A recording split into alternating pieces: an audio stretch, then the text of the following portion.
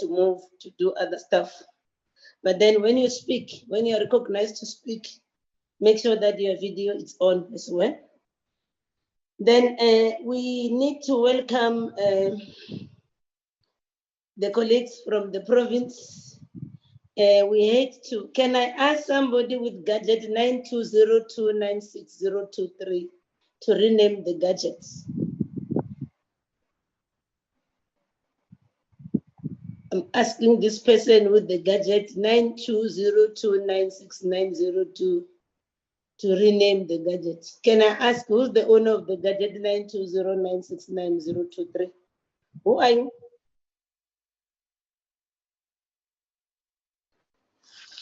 Chair, I don't know. It might be me, HOD, because I've just lost my connection from the laptop. I don't know what it is showing there. It's showing the numbers. It could be me. Because you were in. Now I can see you are no longer here with the name. Yes, so I'm trying. You'll try to rename it HOD, ne? Yes, I'm trying to reconnect using the laptop because I'm going to. On the phone, you can still rename it on the phone. Click okay, on the rename button and put your name. It's gonna be nice. Okay, I'll do that, sir. I wanted to know the identity of the person. We now know that is you, HOD, for the time being. Then I want to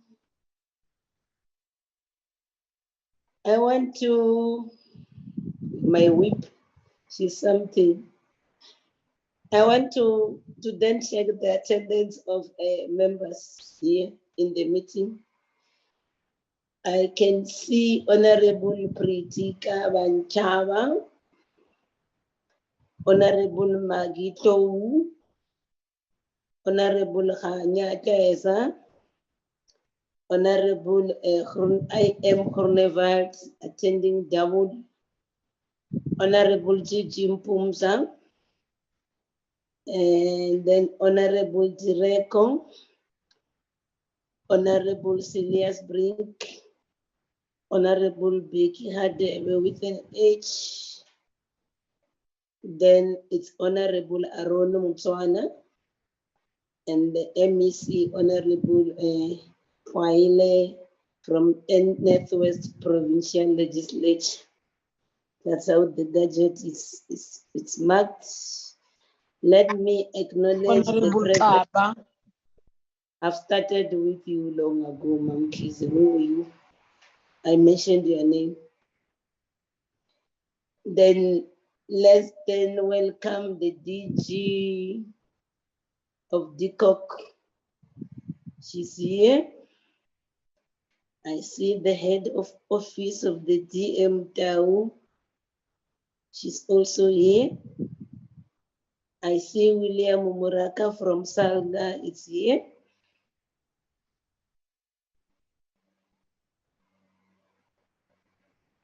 I see the HOD Kokta, who were with him during the day. Mr. P.E. Mutoko is still here with us.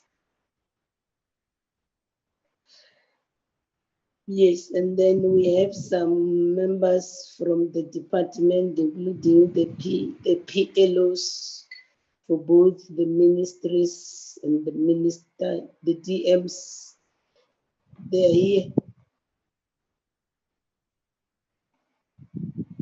Then we are fine in terms of the attendance. The DG and senior managers have said they are also here.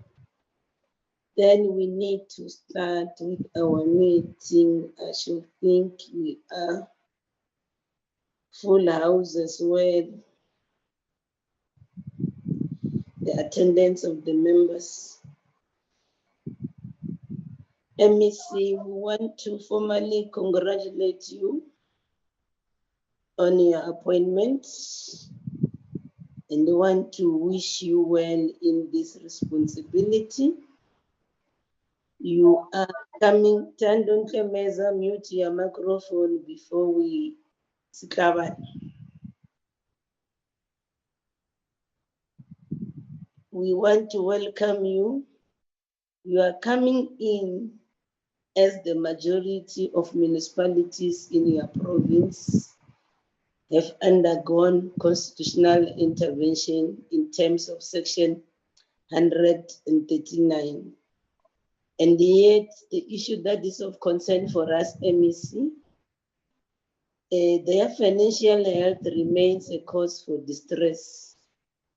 This came out clearly this morning during our discussions on Ngakamodiri, Mulema, and the city of Matlosana. You might have overheard some of the two members that I was calling to order to talk to each other, to call each other. You look at the 2018-19 audit outcome findings on the state of municipalities in the province. It paints a bleak picture, including those municipalities that have been subject to repeated interventions. One of the major drawbacks is the political infighting that is increasingly characterizing the intervention by the provincial treasury and the cooperative governance department.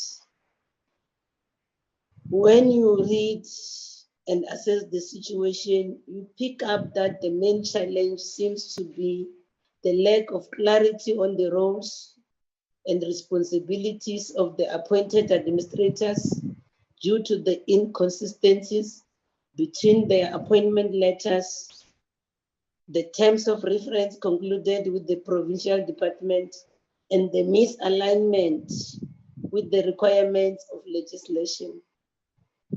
As a result, the intervention have had a little impact on the audit outcomes of the affected municipalities. To cite a few examples, we interacted with Madibengi, I think 2 months ago. Instead of the intervention assisting the municipality to improve, the municipality is just going down the drain. I'll also cite a few examples of JB Max, which came under administration between 1st July 2019 and 30 June 2020. It remains stagnant on a qualified audit opinion. And with 680.8 million in irregular expenditure. It remained among the top 3 municipalities that contributed most of the irregular expenditure in the province. The administrator of JB Max is on record for writing to the AG for assistance in clarifying his role, as the terms of reference concluded with the department confused his role with that of the accounting officer, resulting in dispute with the municipal manager. Not surprisingly, you all know that the municipality launched a court case to contest the intervention. There was also a similar trend in Kakisano Moloko, where the intervention also became a subject to litigation, with the court ruling in favor of the municipality. Makwasi Hill continued to receive disclaimed audit opinions, and the administrator there disrupted the operation of the municipality when he appointed a different municipal manager to that appointed by council, resulting into 2 accounting officers. This means that the municipality could not make or implement decisions. For the example that I've cited, which are by no means isolated, it's clear that the provincial department has been a significant part of the problem as far as the administration of the intervention is concerned. The fact that there were instances where the NCOP did not approve intervention, it's indicative of this inefficiency by the provincial department, in particular the PEC. The department must therefore provide this committee tonight, MEC, a clear answer on how are you going to address these shortcomings going forward. With these few words, I want to hand over to you, MEC, to greet the members and make a brief input prior to you maybe handing over to the HOD to do the presentation. I should also indicate to you, we had earlier got a presentation from the province. What we're dealing with today is the progress, because at the time, the reports that were submitted to us left much to be desired, and we felt we need to schedule another meeting to interact with the province so that then you can then share with us the progress that you are making, also taking into consideration our inputs at the time when we met with you. I'll therefore then hand over to you, MEC, to make your opening remarks, and then you'll decide whether you want to do the presentation yourself or hand over to the HOD to do the presentation. Earlier during the day, there was the other part of the finance assistance, the DG. Remember, you've got two presentations. We'll have to touch on the other one that you were presenting and the other one that I stopped you, because they are both interrelated. Over to you, MEC. Thank you very much, Honorable Chair. I really appreciate this opportunity, and I accept your congratulations. You said for and on behalf of your committee.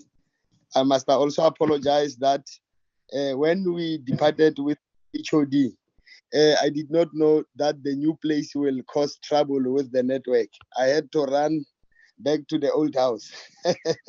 Thank you.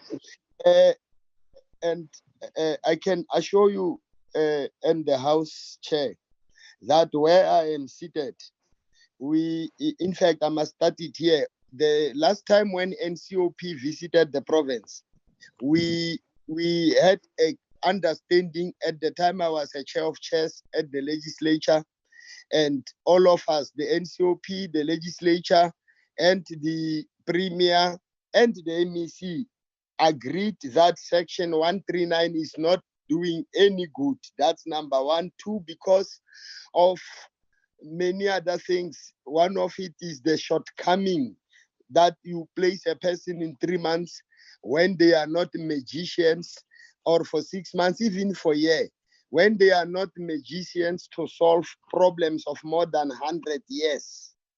When during the apartheid, we had infrastructure meant for a very few. It is unfortunate that the information, education, and communication has not been much effective to make even our own communities understand that the municipalities are struggling with the problems that are or were inherited by the democratic government. But importantly, because we are all in agreement that Section 139 is no longer having any meaning, is not helpful, we have pointed out that the Section 139 has envisaged that there will be a promulgation of the legislation to take the provisions of that section to logical conclusion. That has not happened. We know of the bill, of course, now, but also there are no regulations. That is why Section 139 has brought dangerous criminals to preside over state institutions. They have been just grabbed from the street, thrown on top of the ladder.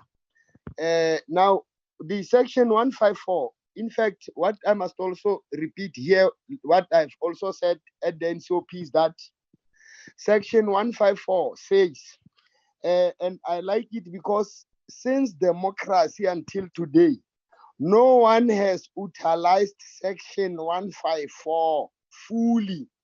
They have always chosen 139. Let me read it and quote it in verbatim. The national government and provincial governments, now something that I want you to underline, says, by legislative, and it goes further to say, and other measures. Now, all these other measures are not really the primary focus or the key priority or the most important deliverable, Honorable Chair. And it goes further, Honorable Chair. Must support and strengthen the capacity of municipalities to manage their own affairs, to exercise their powers, and to perform their duties. That's the issue. We must assure you that our focus immediately is not only to make a change and make things better, but we are also going to institutionalize the capacity and enable the municipality to exercise their powers and to perform their own functions. No one, I told even the provincial government at the time, that no one has arrived at the legislature with any piece of ordinance, not government notice, or a request for the law to be made, or any initiative, so that we can then begin to say, as the provincial government, just like it is expected at national, we have been able to turn things around, and we have used legislation. It's an error on our part not to have exhausted this key avenue. The issue, when you look at why, in fact, the municipalities are thrown under the bus through Section 139, is because there is this thing of political instability in managerial science, where we have warned the department, and now I'm presiding over the department and will take it that through that path, that we do not want managers and particularly the department to talk about political instability when they cannot even tell us whether it is intra within one party or it is inter between many parties. And when the laws do not mandate the department to deliver political stability, there are clear legislative determinations that form key deliverables on what the department must do, and is what we will then report back to you when we interact once more and see, because these interventions, amongst others, have sought to review the composition of political leadership chosen by the people. It's not our mandate as the department. Now, we will assure you that the APP of the department, Perusal, I've agreed with the HOD, and we have had already interaction with the for local governance, that the APP of the department do not make pushing for Section 139. And even when we go to present the second draft, we'll make sure that the 139 stands as a provision of the law there. When I was the manager in health, we built buildings for XDR, MDR, meaning where we have failed. To me, 139 just looks like the unit I built when I was a CEO and manager in health. That say we are going to fail, and this is where we are going to throw in our people and keep them for 8 to 12 months there because they are highly infected. We'll not take that route. The issue on the rate about the municipalities is simply because of one thing first before many other. Because even where there is a shortage of money, there shouldn't be anything read on our books. The first thing is because we do not have records, management, services or system that is able to generate a data that we use for the purpose of accounting, that can either have a system that would help it to reconcile itself, which would not only be information that can be used to produce AFS, but it can be the information that it would be used even in the context of knowledge management. Now, the records keeping is the first step of accounting.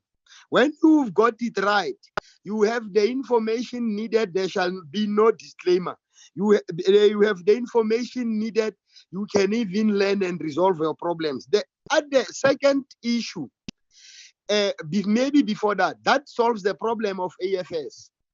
And it makes papers clean same time. But we have the municipalities that would not have that capacity automatically.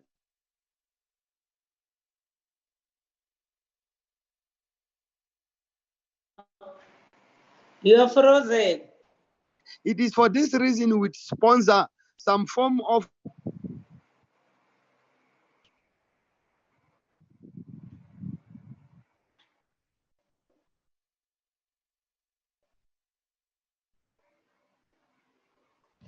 Shoo. HOD. HOD. HOD. Person, I can hear you. Now that your MEC is frozen, can you start sharing the presentation, and then you will come in as and when we interact with the presentation.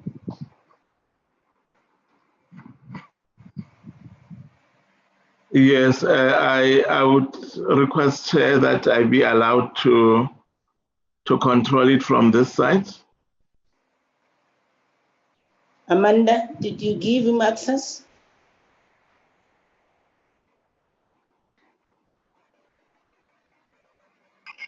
I apologize for this connection. May I then close this smaller remark by saying we will get it right. We are confident. The issue here is when it is not only the department that must achieve that, but it must be achieved even by the role played by the councils. Ours would be to sponsor some form of government notices or ordinances of form of regulatory faculty that will make it possible for the establishment of progressive, effective records management. It will collapse all other problems. And I do not want to go into deeper details, but I can assure you that ours is the path to 154. We are not going to. In fact, I've also told that Mutoko that I'm only waiting to sponsor this submission at the level of Expo to withdraw and collapse 139 immediately. Thank you very much, Honor. I would request that you to sounds like decisive leadership. Thanks, leadership. We'll watch the space as you progress doing this. Watch the space, my leader.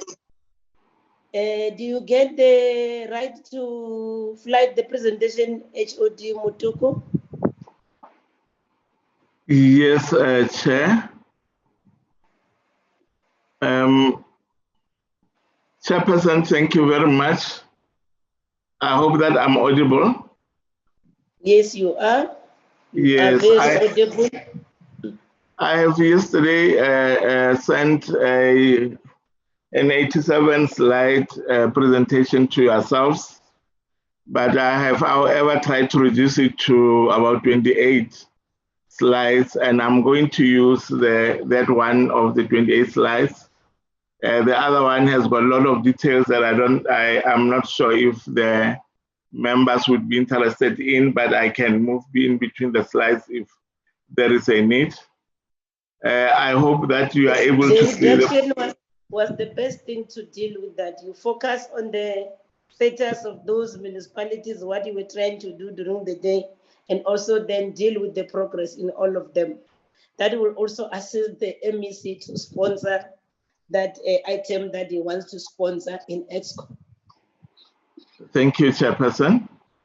Chair, I will skip these first two slides, but just give the background to say that as you have already alluded, and as the MEC have already alluded, we have some stubborn challenges in terms of our municipalities, issues of service delivery that are refusing to go away, issues of financial management, as you have already had during the day and in our previous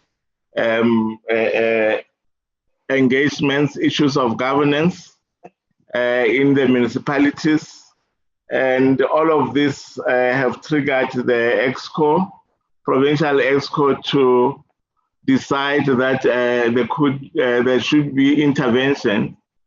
Initially, it was intervention in the 13 municipalities that was taken in, the decision was taken in 2018. In 12 of these municipalities, we were using section 1391B, and in one municipality, which was Ngakamudri Mulema, we were using intervention through 137, where we appointed an administrator for the BTO. And all this has come to an end. The administrators are offsite. They have brought their close-out reports, and these reports are going to be submitted to council. Actually, you Yes, are not sharing the same thing that happened during the day. Can you allow the colleagues in parliament to do that for you? Is it not sharing? Let me try my. It's not sharing. It's not sharing the same thing that happened during the day. Yeah. Okay, Chairperson.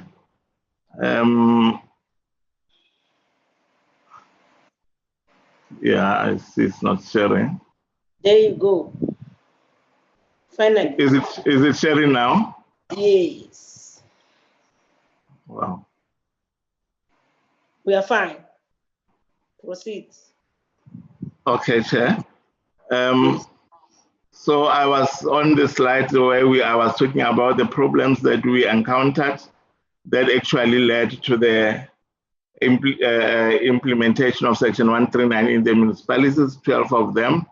And in one municipality, we intervened through Section 137 of the MFMA, where we appointed an administrator. That municipality is Ngakamudri Mulema, which we interacted with during the day. And I think we have heard what is happening in that municipality.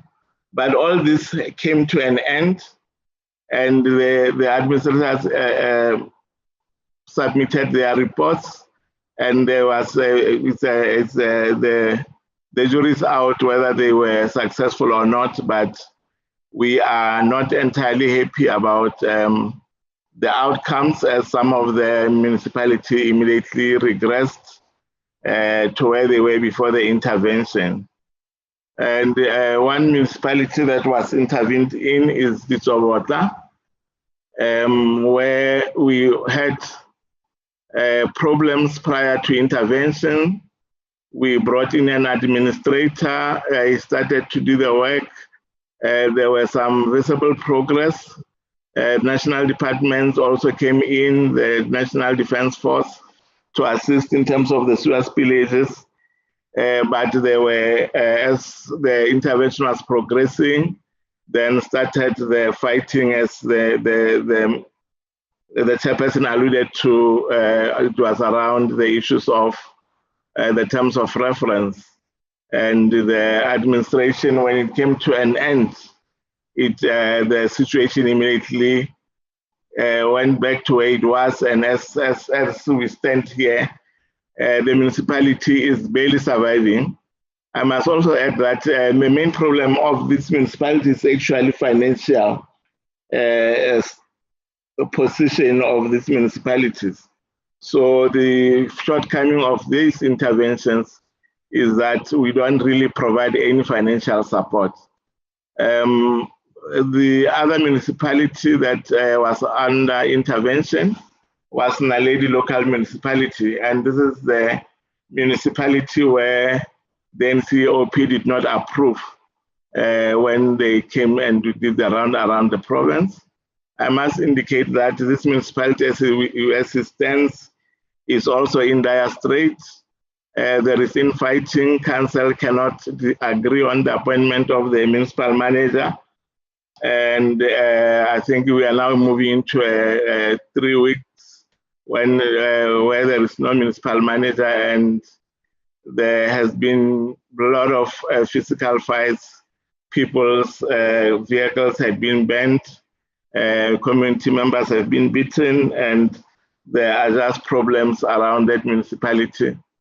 The Makwasi Hills, we also had a problem. The chair has also indicated the issues around around that municipality, around the administration. I must indicate that we had 2 administrators. The first one is the one that the chair was referring to, who suspended the MM, and the reason was that the acting MM that was appointed by council was a junior person in the municipality and lacked proper qualifications. However, the court ruled against him, and I think it ruled against him 2 times. And the other administrator that came after we released this other one, worked with the municipality, but there were also issues of resistance. Mafikeng chair, there was no resistance to intervention.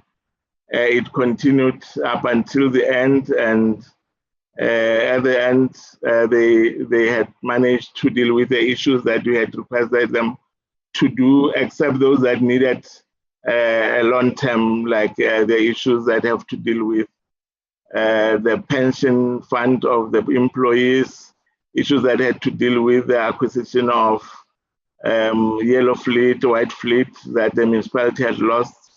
All of those are now being attended to by the newly appointed managerial team.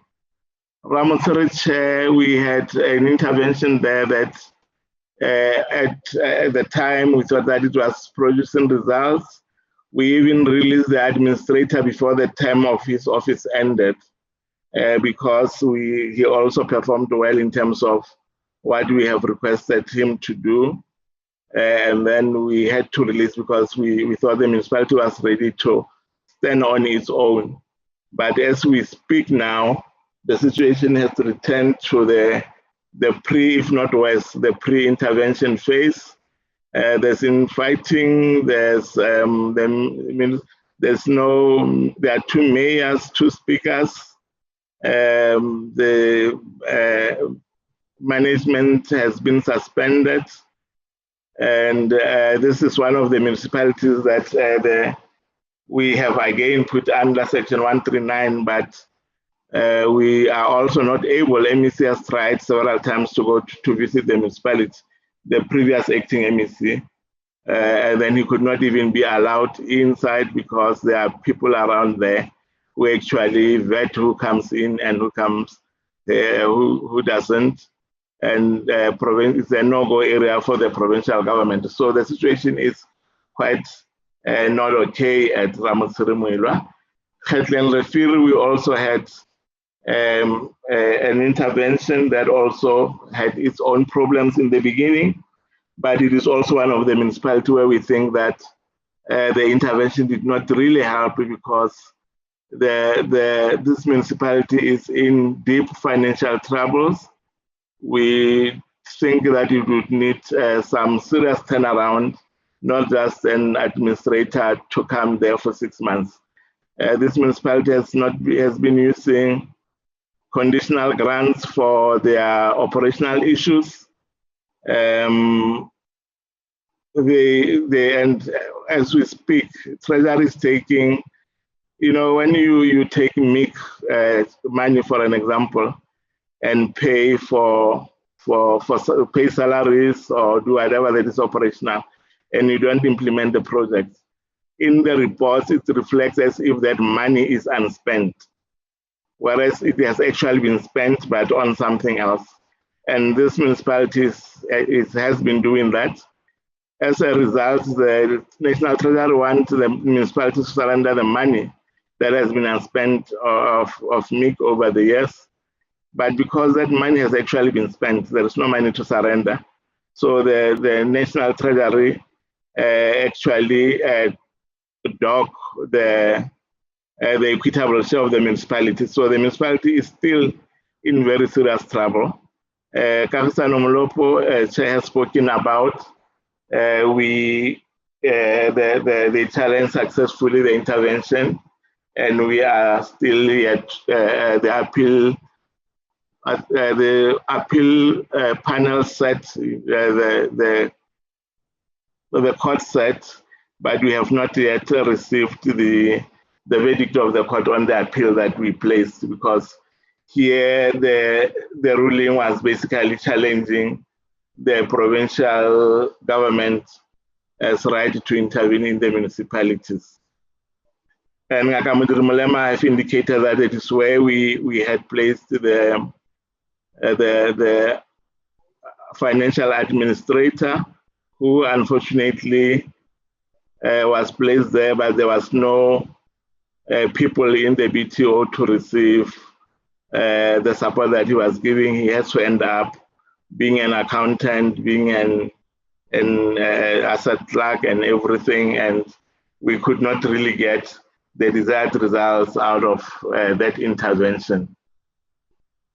The Mamusa, it was a dissolution of the municipality, and as we speak, the new council is in place, and there are still problems which we can refer to as maybe teething problems of the new council.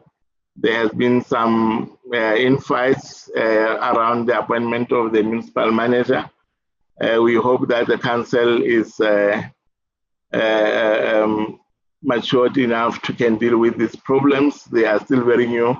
We visited the municipality the past 2 weeks with the premier, and we were satisfied that the council will be able to resolve the issues that they are facing.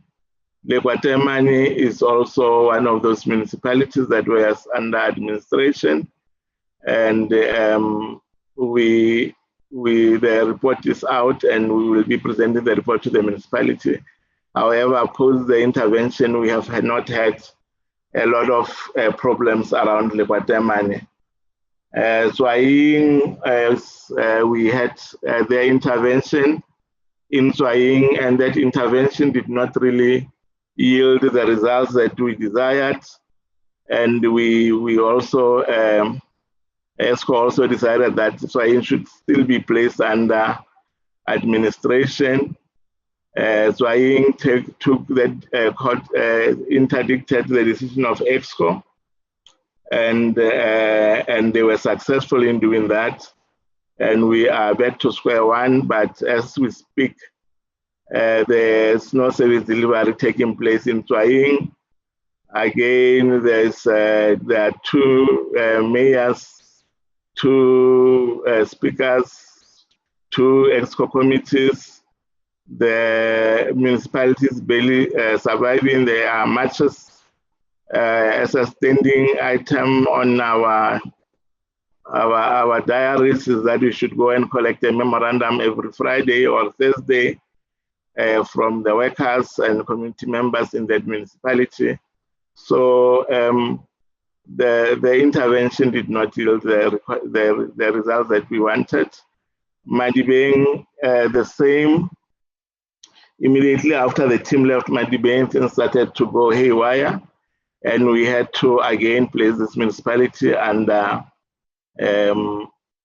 the administration, and we have a team in Madibeng. They are working, and they have interacted with the legislature, the portfolio committees, I think the SCOPA as well, and out of the reports that we received, it was promising that things can go back to normal. But I must indicate, Chair, that when we came with the intervention for the second time, they also took us to court, but they then withdrew their matter where they were trying to interdict the intervention. Ratlo, the administration came, and the administration has left, but situation is now back to where it was before the intervention. There is infighting. There's from both administration and at a political level. So it is also now an issue that needs the attention of the province again. JB Max, in the first instance, it would never accepted the intervention chair. And this is, I think, the municipality that you are referring to when you were saying, I think this is the municipality that you are referring to when you were talking about the terms of reference. Sorry, Chairperson, can you hear me? Yes, I can hear you, HOD. Okay, thank you. Audible. Yeah, audible. Oh, thanks very much. Out if there was something wrong. Okay, no, that icon, the Zoom icon was off my screen now. I thought that something has gone wrong. So this municipality, they also were challenging the intervention, and up until the term of intervention ended, they came taking the intervention to court, withdrew it, take it to court up until the term ended. And the administrator that we had sent there could not enter the municipality because they had also blocked made it impossible for him to enter the municipality. They have, however, now accepted that they needed intervention, and there is intervention that has been sent there. There is an administrator, he's working with the municipality, and they are resolving the issues that we had agreed that they need to be resolved. And we now do not have any problems, but this is the second intervention after the initial one had ended. So the other one did not actually, the intervention team did not do anything in that municipality. And I have already spoken about all these new interventions because the ones that I was talking to, they are actually now completed.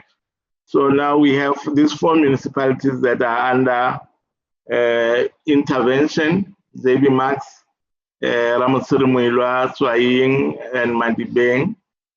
And out of them, I have already indicated that out of them, 3 interdicted the EXCO decision, and 1 municipality was successful, which is Swaying.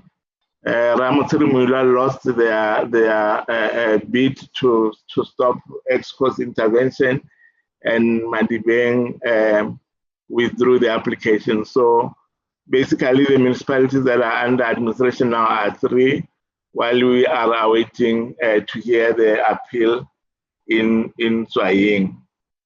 Chair, the following slides are actually about what has triggered the interventions in the current 4 municipalities. I did not, because I think at some point I presented on what triggered the interventions in the other 13 municipalities. But the issues are the same in almost all of them. It is issues around sound financial management in JB Max, where the municipality did not comply with legislation in terms of the approval of the budget before the start of the budget year. The budget was not funded, the inconsistency in terms of reporting of the expenditure in CAT for procurement of COVID-19, and the issues of debtors. And also there are also other issues that I think were touched on in the at one point, issues that relate to the matters that are in court at the moment. We also had service delivery issues in that municipality.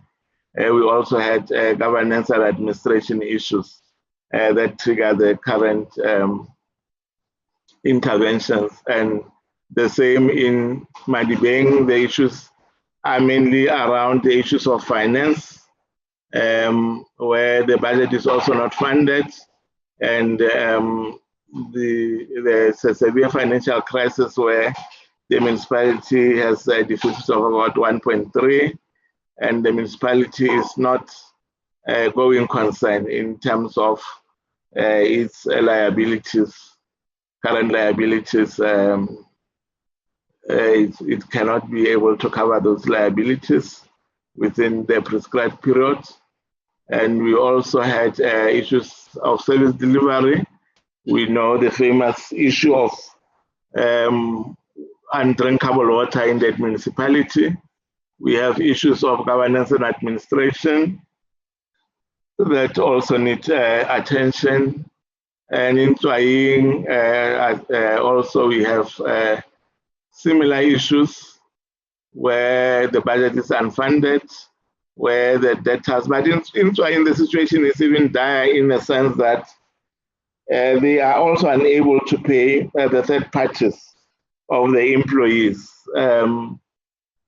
And I think it's happening in a few municipalities where they would deduct your pension, your medical aid, and so on, but that money would never reach where it's supposed to go.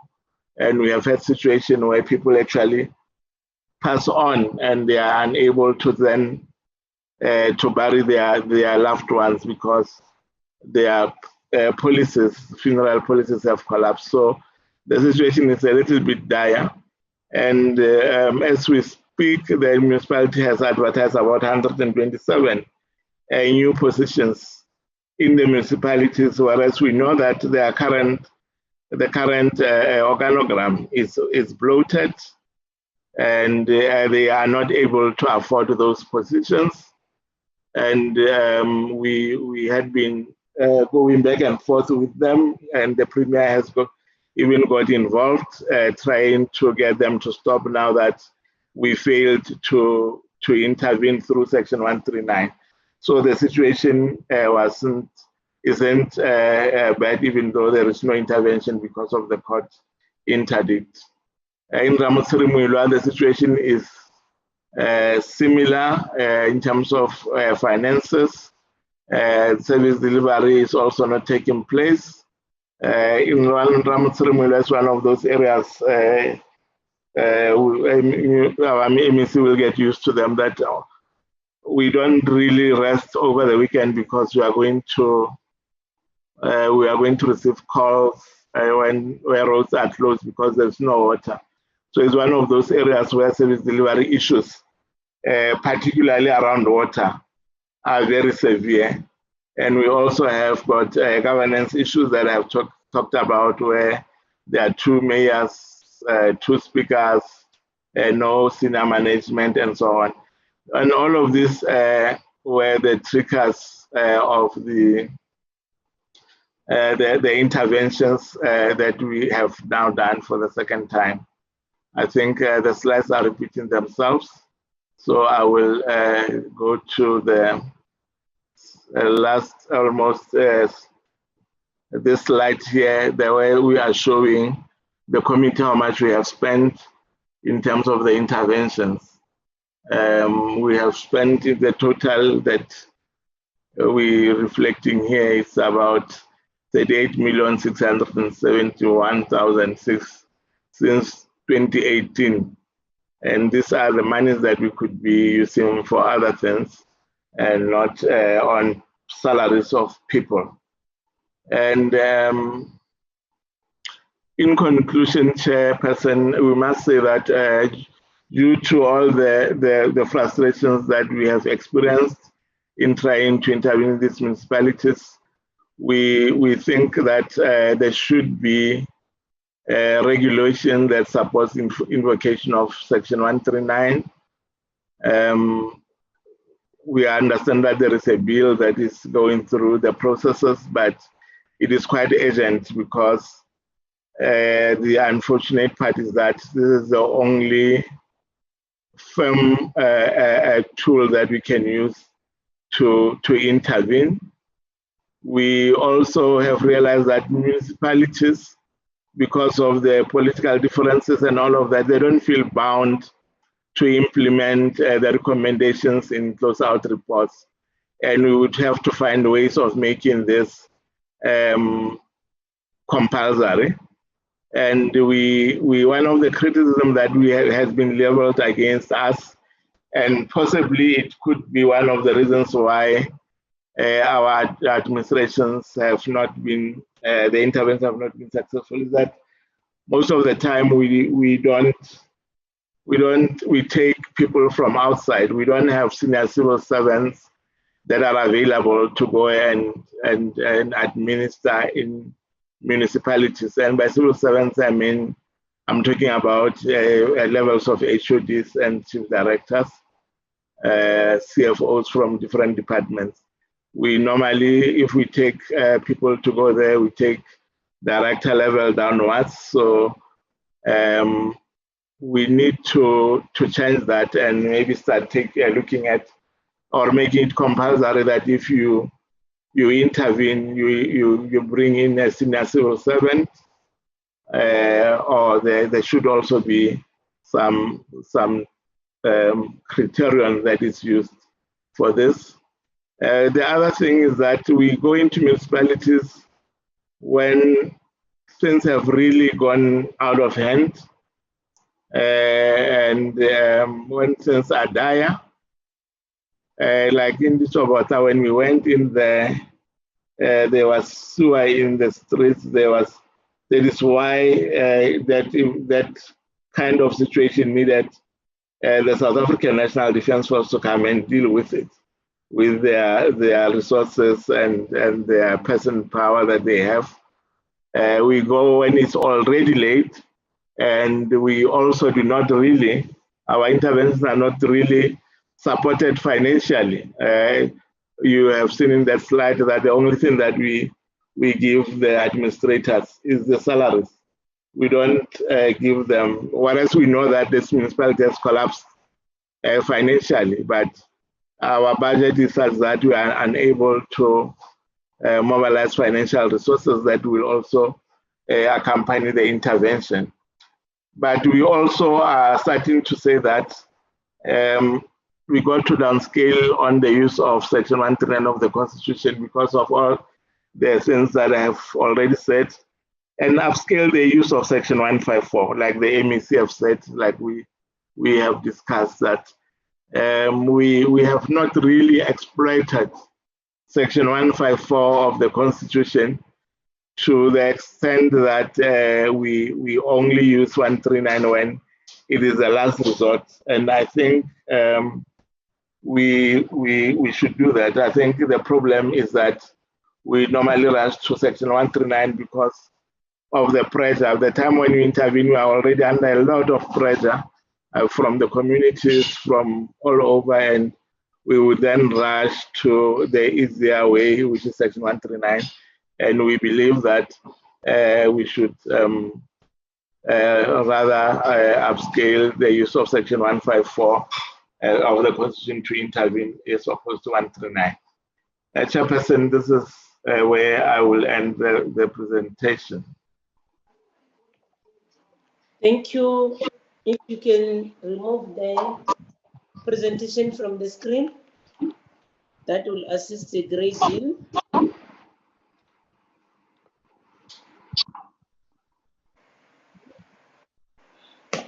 If you can do that, to remove the presentation from the screen, that can assist a great deal. I'm trying to. And there's somebody whose microphone has been consistently on, unless if it was you. Microphone. I don't seem to be winning. Can the Secretariat assist me? Okay. Help him to remove the presentation from the screen.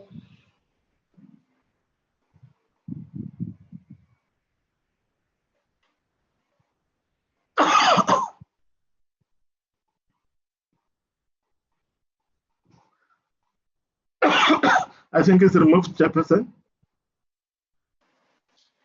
I think. Thank you.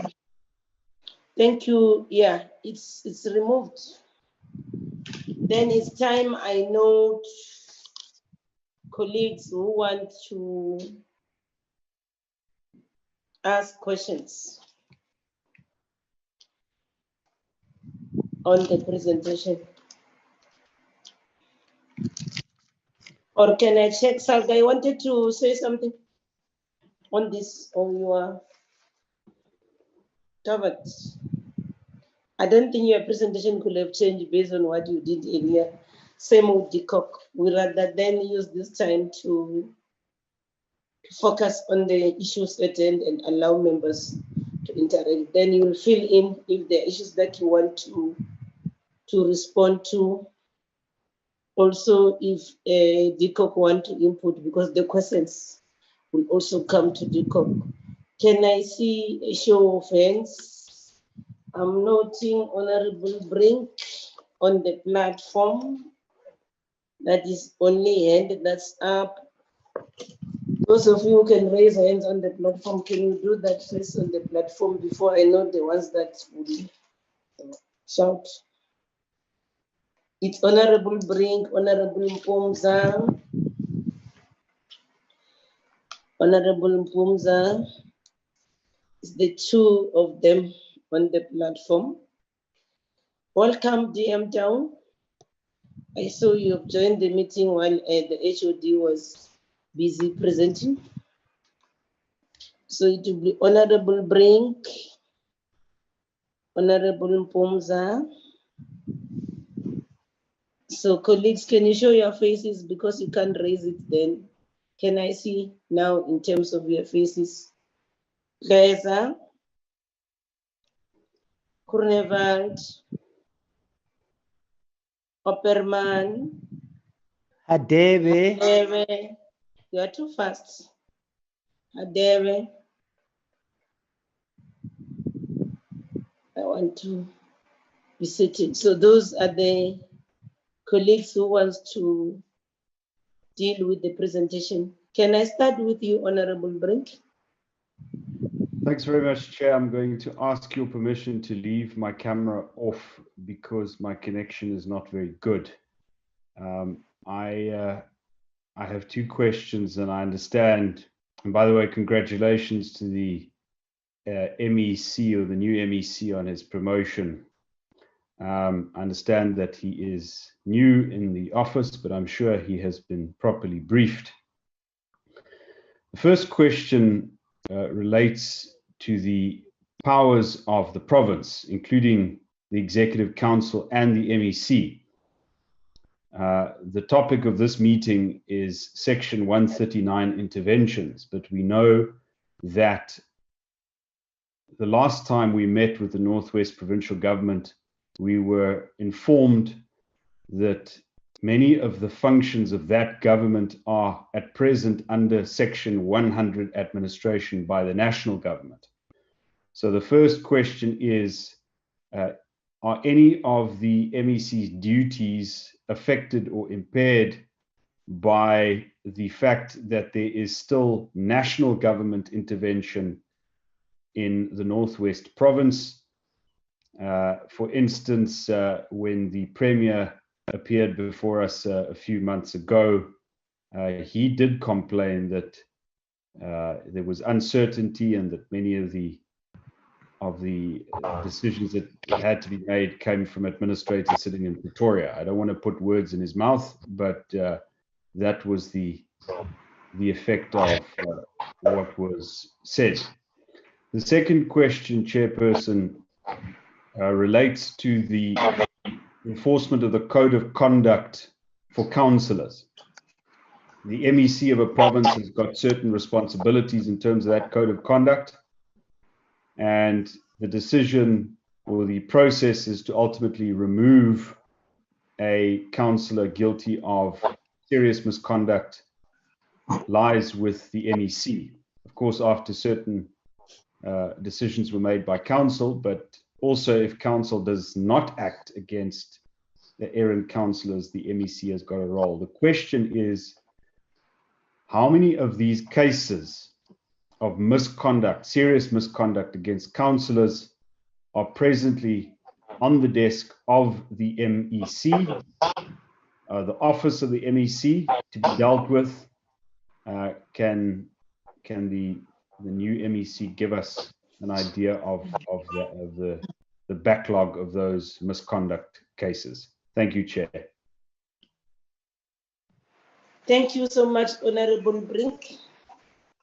Can I then check The next speaker is Honorable Mpumsa.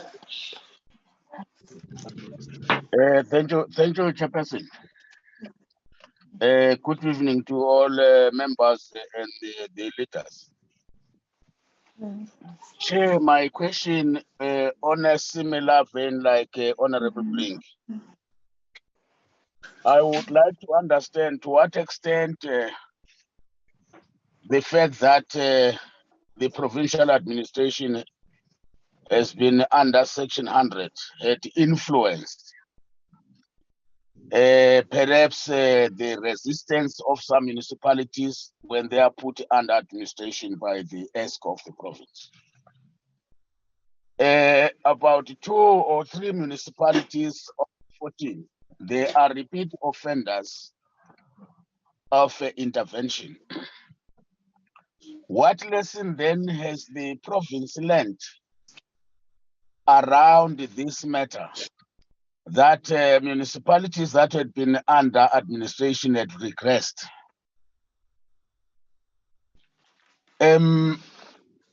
Chair, some municipalities, the presentation indicate that some municipalities have 2 mayors, 2 speakers, and Matibeng is also 2 ESCOs. How have we arrived there? Why have we allowed such a situation to obtain as the province? And as the province, both Treasury and Cocta, are we effectively, Direko, mute your microphone. as the province, Treasury and Cocta, are we effectively utilizing the provisions of the Section 71 report so that we understand earlier what is obtaining in municipalities, so that our intervention is earlier than when we'll be getting into a municipality when it's a state of paralysis? How then do we gear ourselves as the province? And then what measures are being taken to address this situation of 2 mayors, 2 speakers, 2 ESCOs? Because it means in the end, there is no council there, there is no municipality. What immediate interventions are being undertaken by the province to address such a situation so that it returns to normal, so that municipalities could function? Thanks, Chair.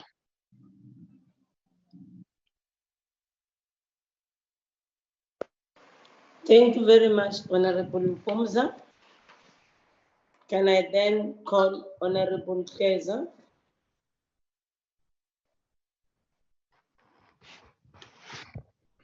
No, thanks very much, Chair.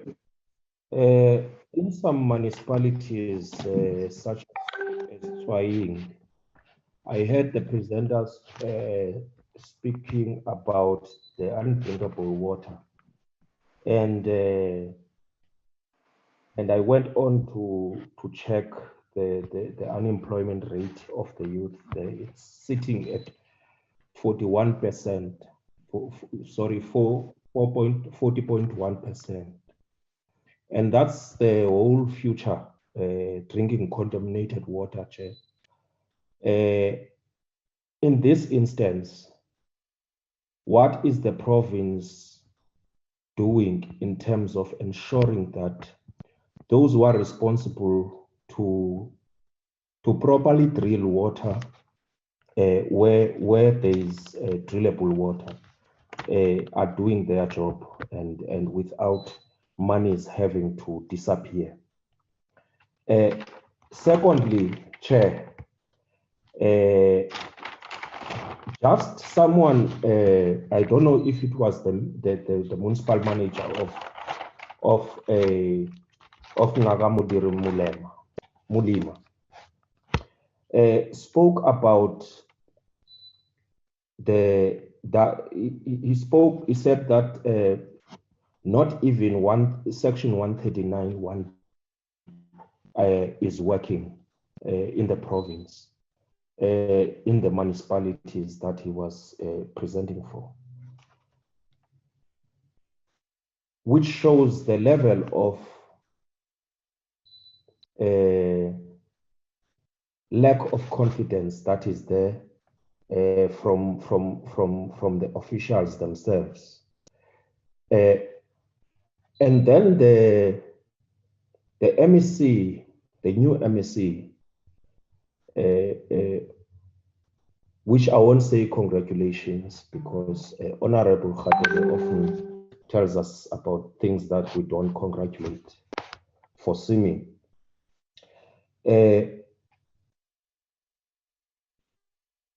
He talks about the now move from section 139B, or be it section 139C in the case of Mamusa, and all those two sections having to move there. My question is whether the prevailing circumstances in those municipalities will then be remedied by invoking section 154. The lack of water, the corruption, the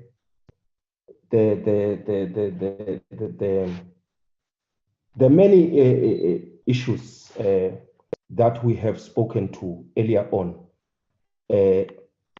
about those municipalities. What new envisaged challenges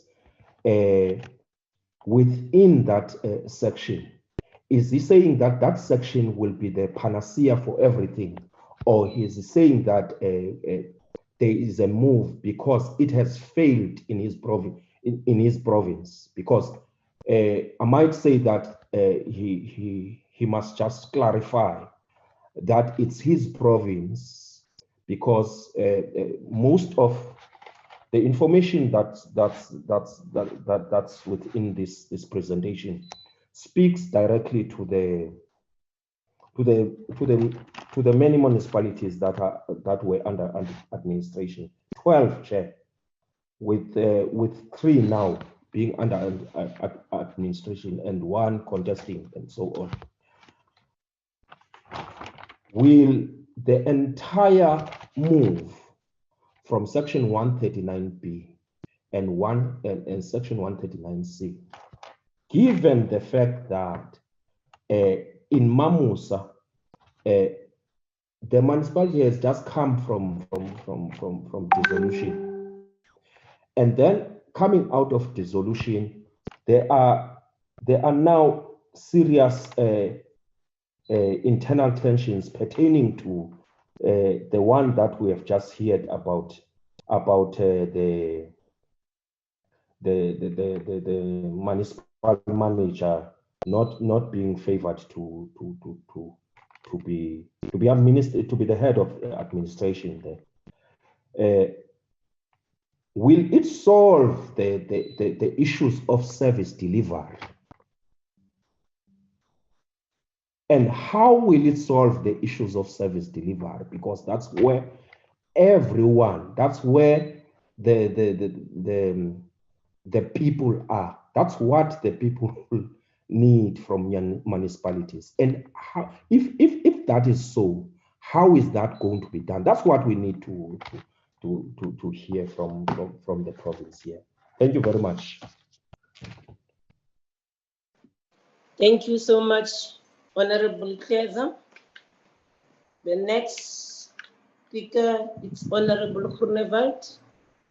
Over to you, Honorable Groenewald.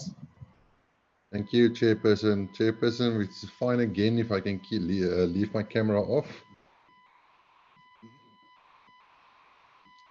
Good, Chairperson. I quickly sent a letter onto the group, and I'm not gonna say touch base on all the stuff that was alluded in the letter. But the Honourable MEC, firstly from my side, I also want to congratulate you for becoming MEC of COCTA. I'd rather think it's a downgrade from being chair of chairs, but you're going to work a lot harder, and I know you will be able to do that. So I've got all my trust in you. But that said, while you were chair of chairs, you've written a letter in terms of the section 100 to the minister. It was addressed to the Minister of Kokstad IMTG and Dr. Dlamini Zuma, the Cabinet of the Republic of South Africa, and the Administrator in the Office of the Premier. The subject was questions on section 100 intervention. I'm not going to go through the whole letter. I did put the whole letter on our group. But I want to ask you, in terms of that letter, did you get any responses as far? That firstly, Honourable Chairperson and then Honourable Brink did cover me. So I want to, can I say, full stand on that. Thank you, Chair.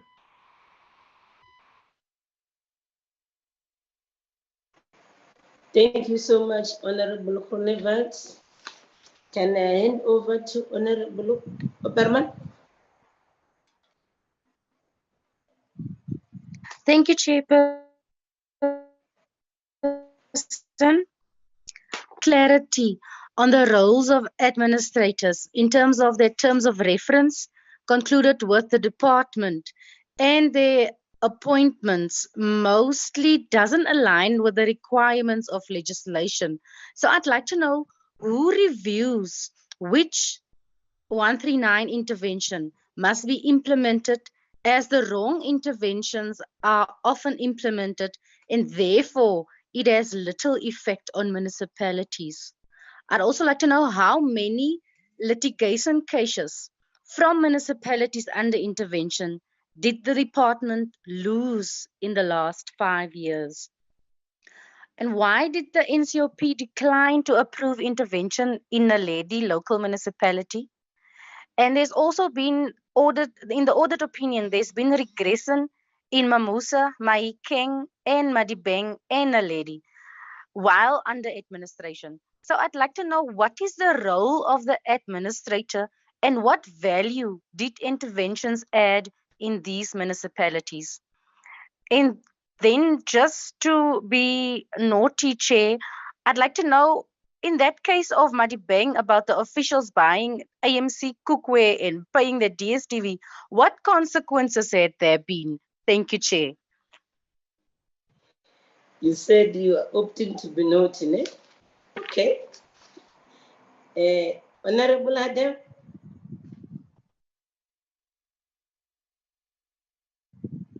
Honorable Hadebe. Yes, thank you, Chair. This network is starting to misbehave. Am I audible, Chair? You are very clear. Thank you, Chairperson. I am interested, Chair, also to get reasons for the refusal to give concurrence. Secondly, is the situation better or worse? Has the situation changed after the refusal for concurrence in that particular municipality? Chair, I'm starting to concede to the notion that we seem to be diagnosing issues and trying to find administrative solutions for political problems. When we are told that we have 2 mayors and 2 ESCOs, I think that on its own, Chair, it's a clear indication that we are dealing with political issues. And I do not think, indeed, administrative solutions will assist in solving political issues. You have no-go areas, people protesting because they are refusing intervention. Now, the question that I'd like to get an understanding or clarity on, have we engaged those that are protesting? And those councillors that they are protesting on their behalf. I assume, Chair, when people are protesting and refusing administration, they're actually saying the current status quo, that of the council and its councillors, it's okay, do not tamper with such. Now, have you, as the provincial executive, in trying to intervene, engage with the protesters, try to find out from them, are they actually saying we do not have a problem? It's okay for service delivery to crumble. It's okay for sewer to spill. What is exactly that they are protesting about? Are they being rented to protest, or do they have legitimate reasons for refusing administration? I'd like to get a sense. And if you have not engaged with those protesters, why not? Shouldn't you perhaps find a way of engaging them and to find out, so that you can get to the bottom of why people, it's like a patient that is sick on the verge of dying, refusing doctors' prescription and medication. Some will opt for traditional healers, but in this case, there is no solution. They want to remain with the root cause of the challenges facing these municipalities. So I would like to get an answer on that one, Chair. The second aspect in the presentation is that most of these issues or challenges are financial in nature. In instances where administration were able to be implemented and administrators had an opportunity to go and do their work, have they been able to develop and implement the financial recovery plan? Was the administration or the intervention in relation to 139 subsection 5A and C? What type of intervention was imposed? Because if in other municipalities they refuse to accept and make such a no-go area, when you impose 139 subsection 5A or C, the council is still in charge. So I would not see any reason for, be it community or councillor, to be hostile or reject such an intervention. You are actually beefing up. So please give us a sense whether or not these administrators have been able to develop and implement the financial recovery plan. Has the plan worked? Is the plan not working? What other means we ought, I hear about 154. Is that the only solution or remedy to these issues? It seems and appear as if the entire province is a problem. If there were means and ways, one would have looked into issues of amalgamating provinces in an attempt to solve. That's just by the way, Chair. I'm just saying it appears in. Yeah, also joining the other colleague to be noticed. Oh, what's wrong with you, colleague, tonight? No, I'm just saying, Chair, if everything else fails, what then becomes the solution? Okay. When you have the very same province that impose at interventions, it's under administration. You are administered, you want to impose administration. Perhaps I'm trying to think, could it be that the revolt, it's that no, you are cycling the score using us. We do not want your intervention. I'm not too sure. I'm being a devil's advocate here, but Okay. yeah, you have a situation where the administered want to also administer others. So that on its own, this is not science or maths where you minus and minus, you get a positive. Thank you, Honorable Chair. Thank you, Honorable Hadebe. I have my own issues to raise. There's progress reports that are supposed to be submitted to the NCU. Chair Direko. Sorry, Chair. When did you raise your hand? I noted people, you were not here. Proceed. Proceed. Okay, my apology, Chair. Mm. Proceed. Thank you, Chair. When I realized that you've noted people, I just went to the WhatsApp group. Chair, in Northwest, they have a lot of municipalities under administration.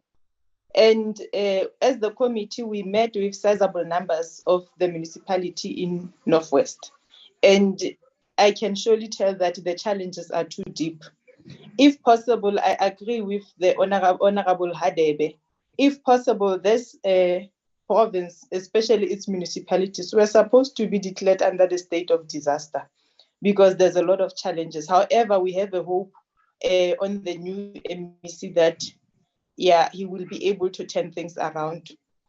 Chair, mine is that have the department done an extensive research on the root cause of the challenges of the municipality in that province? Does the officials and the councillors in the municipality able to work together with the administrators in order to change the state of the municipalities? Is the administrators appointed to the municipalities equals to the task? Are they capable? Do they have relevant qualifications to do that work? Chair, during our engagement with the municipalities, we also picked up that some of the challenges in the municipality are as a result of political instability. So can the department give us an indication as to how are they going to deal with such challenges? Do they have a plan to address those challenges? Because as long as there are political instabilities in the council, there will never be administrative stability. There will always be a divided administration, a divided council, and also divided community. So the services will not go to the people. So I just want to check with the department, do you have a plan in addressing political challenges in the municipalities? Thank you, Chair. Thank you, Honorable Direko. I was still on record saying that in terms of the same section 139, as the province that has put these municipalities under administration, you are expected to submit a quarterly progress report to the NCUP. As the department be doing that, I also want to challenge the COC to respond on this matter, given the status quo, and then your responsibility too, because it's common cause. What has been happening in Northwest, you've been well aware of it. Have you ever considered invoking the provision of section 139(7)? Because really, it can't be a situation where in your national department, you allow things to continue, they've been happening, and then you just become a passive participant on the matter. And then the other issue that one wants clarity on, regarding the water problems at Swahili local municipality. Is the district not the water service provider, or this is what we learned during the day with regard to Makamudiri, wherein it couldn't even transfer the equitable share meant for the locals? So what is the main issue here? And then the other issue, because we had invited your counterpart MEC, the MEC for Treasury, I was not informed whether there is anyone from Treasury attending the meeting. But if you check MEC, the main problem at many of these municipalities, it's of financial nature. And then we like to solicit the comment of the provincial treasury on this matter. but the HOD will tell us this presentation was done jointly in collaboration with Treasury. And then I think the HOD will also have to comment if they are not here. Then there is this requirement that you have been saying, section 154 that you have read to all of us. And I'm glad, MEC, you are the first MEC to read this for us. We've been interacting in MEC, and this is one aspect that we've been raising concern of section 154. And then I want to link it in line with the role of the district, because it's the same section that requires district to provide support to local municipalities where capacity is lacking. Having you been there in the province, do your districts actually have the capacity to do so? Because if you check, some of them are even under administration. Earlier during the day, we dealt with Nakamodiri Milema. That has been subjected to more than five section 139. And then the mayor is on record saying that, in fact, also based on what we've encountered during the day, things are not well there. Hence, you overheard some of the two colleagues. That was the depressing presentation that we had earlier during the day. So, on your assessment, do your district actually have the capacity to do so? And then the other issues, it's with regard to all these municipalities that you have been put under administration. What is their status regarding the monies owing to ESCOM and the water boards? And there's other thing that we found very interesting. This is the method that we are going to also engage with SALGA and also call ESCOM to come and tell us, wherein we are still operating on the apartheid arrangements, wherein municipalities had to subsidize farmers for ESCOM to put electricity to farmers. And then the ironical part of it, MEC, if the status quo is still continuing, when it comes to our own rural poor, when ESCOM has to install electricity, the poor people, like the farmers in the villages, they have to pay extra amounts for them to have that electricity. But in the case of farmers, I think this could be an ESCOM then expected the municipality to pay something in order to take electricity to that farmers. I think this is the method that we want you to investigate, because it came strongly during our interaction with the city of Matosana during the day. MEC is a method that we want you to also investigate. And then also on our part, we're going to engage with SALGA so that we actually understand what is the problem. So those are the issues that I wanted you to also address. And then I can hand it over to you, MEC and team, and then DCOC will come at a later stage to answer questions that are directed to them. Over to you, MEC.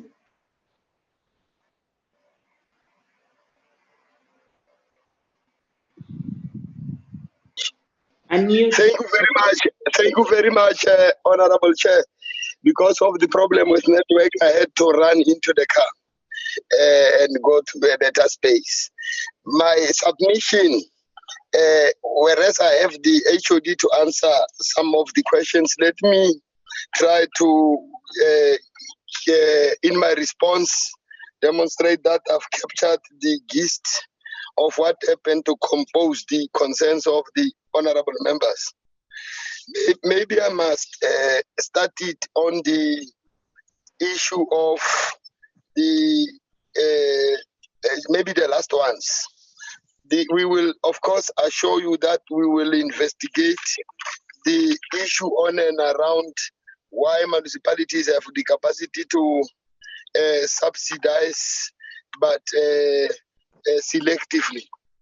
And when they are not able to intervene on the other matters and they do not even have the capacity, we'll deal with that. We understand, of course, that in so doing, we must also try to check the circumstances under which they do so, and to check to which extent is prejudicial to the capacities of the municipality, whereas we acknowledge the matters of food security. important other part maybe is to deal with issue of the research for the root cause. Whereas we agree that there has been multiplicity of varying methodologies to seek to investigate and understand the challenges of the municipalities, at the center of what we will heavily rely on is the reports of the institutions supporting democracy, and one of it is the Auditor General. And the reports of the Auditor General shows the areas on which we must try to do our best and change. In fact, maybe I will just make smaller visitation once I'm done, just to pick up one or two examples to show on how easy it is to just do what the Auditor General says it must be done, including elements of the consequence management. For example, the Section 154 itself says there must be the promulgation of the law, both by national and province. Even the Constitution has envisaged that there will be a regulatory framework established for that purpose. In terms of our Constitution, we have the capacity to use the legislation to make redress, because the legislation, and we can provisions of in one paper in form of the law at the level of the province, that makes it easy for the municipalities to intervene. We also appreciate that the bill is in process that tries to provide guidance for Section 139. The Constitution provides that it must be there, but it has no regulatory framework and it has no results that are positive where we are. We would not say it will not consider the Constitution's provision, of course, as and when we have explored all other avenues, as and when, which have never been explored, would then say this is the last means in terms of Section 139. I've said by virtue of Section 154 itself, there hasn't been any shortcomings, but there has never been anyone exploring that avenue. The limitations has been on the plans of the departments to say this is how we are going to support the municipalities, limiting themselves to softer things. We will use administration and to implement processes or managerial science to resolve the management problems, because there is nowhere in the Constitution where, as I've said earlier, we are mandated to resolve political instability. But when you are doing what is prescribed in terms of Section 152, municipality able to discharge its constitutional obligation, that is how we are going to mitigate, manage, and even terminate risks of toys and other things. So the law, we can, for example, we can resolve that. We have one way of how records management is being done, flowing from proper or effective records management implementation. You would then have all the information that you need for AFS. On monthly basis would be practical in terms of what we know are already there as prescribed. Where we have individual municipalities consolidating their information, that is the information needed for those municipalities to get unqualified a report. You must remember the disclaimer means there are no records, and they have disclaimer. So we need to put records in place, and it is the first step of accounting. When you have that records, you don't bring the consultant at the end of the time. The system must then allow for reconciliation, and the AG even said once before the end of the year, you can do some form of the mock AFS. So for the AG to make a decision, it would firstly not say it is corruption, because it is not what the AG are doing, is what they will then do, because they are still piloting. But of course, there's the relationship we have established with AGs also, that they even have the capacity to conduct forensic investigations. Now, this is another matter, but I just want to unpack the issue as to how the law, what has not happened is for the parliaments and the EXCO to join hands in resolving problems, because the parliament EXCO or department needs the legislature to help me pass other things that will make things obligatory. But how are we also going to use the law? For example, we've got the reports that suggest many of our managers are not qualified. Others could have been appointed without even having applied an interview. Others where the competency was not met. The average scale of competence were not met. Now, if we say, look, we want you to solve that problem in 12 days and you don't resolve it, there is nothing wrong with going to court quickly and nullifying your appointments just quickly, because processes of disciplinary process are also delayed, dragged long, and so on. You would remember the National Department of Public Service have now contracted even judges to preside over the disciplinary cases. But this is a matter for another day. Now, I was saying we'd also use Section 137 of the MFMA, but our intervention would not need to take over, hijack, and undermine people. Our intervention would seek to institutionalize the capacity. So the administration that we have, even the pool that has been established, that should intervene, can, because they have arrived there and hijacked and did as they wish. We want them to go there and build the systems, put them in place, check if they are working, get the results.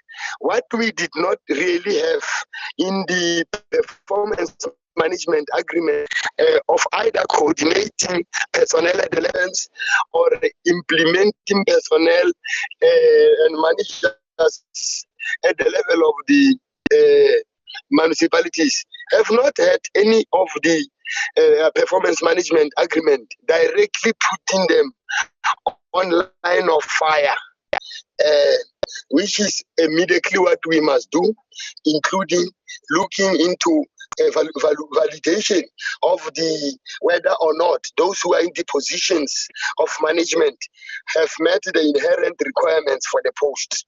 So it will be a multi-leg approach. But on the issue of using the law, we will not want to resolve political instability. There is nowhere it is written that we must get into that space. But our nature of the work must stabilize politically. Our political stabilization must not be about one undermining the voter's choice. Two, it cannot be about resolving the intra-political. Democratic constitutionalism have envisioned conflicts or plateau.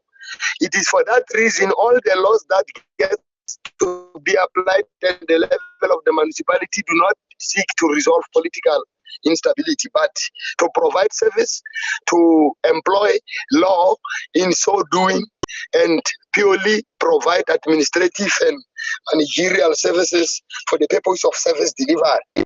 What has also not happened at the level of the municipality is what we called IDP, for example, would get something right. We have never had an IDP resident. The IDP means integrated district manager in health. We used to have the opportunity where we go to the municipality and say we are going to build a clinic here, another department say we are going to do this, making input, so that the plans of the municipalities must be integrated. So decisions and how we have been seeking to implement the provisions that guide our work have been erroneously done. Now, I'm saying the issue of integrated development must be integrated. When the president announced the district model, you would remember already there was Intergovernmental Relations Act that provided for that as far back as 2004. You would remember that the Fiscal Financial Commission established in terms of 212 of the Constitution have already made provision for the intergovernmental fiscal relations. Where we do not have money like our situation today, you don't need the health to go build the hospital at a particular ward without that being part of the municipal plan, because the hospital would obviously be expensive, because it starts with establishing the bulk services. Where there are resources for that on the side of another department, it will also be beneficial to the municipality and offload the municipality from its work. We would remember, we have our municipalities that are littered with tuck shops that are not being taken care of in terms of health inspectorate. There is many of the services like health inspectorate delegated to municipalities devolved without money following them.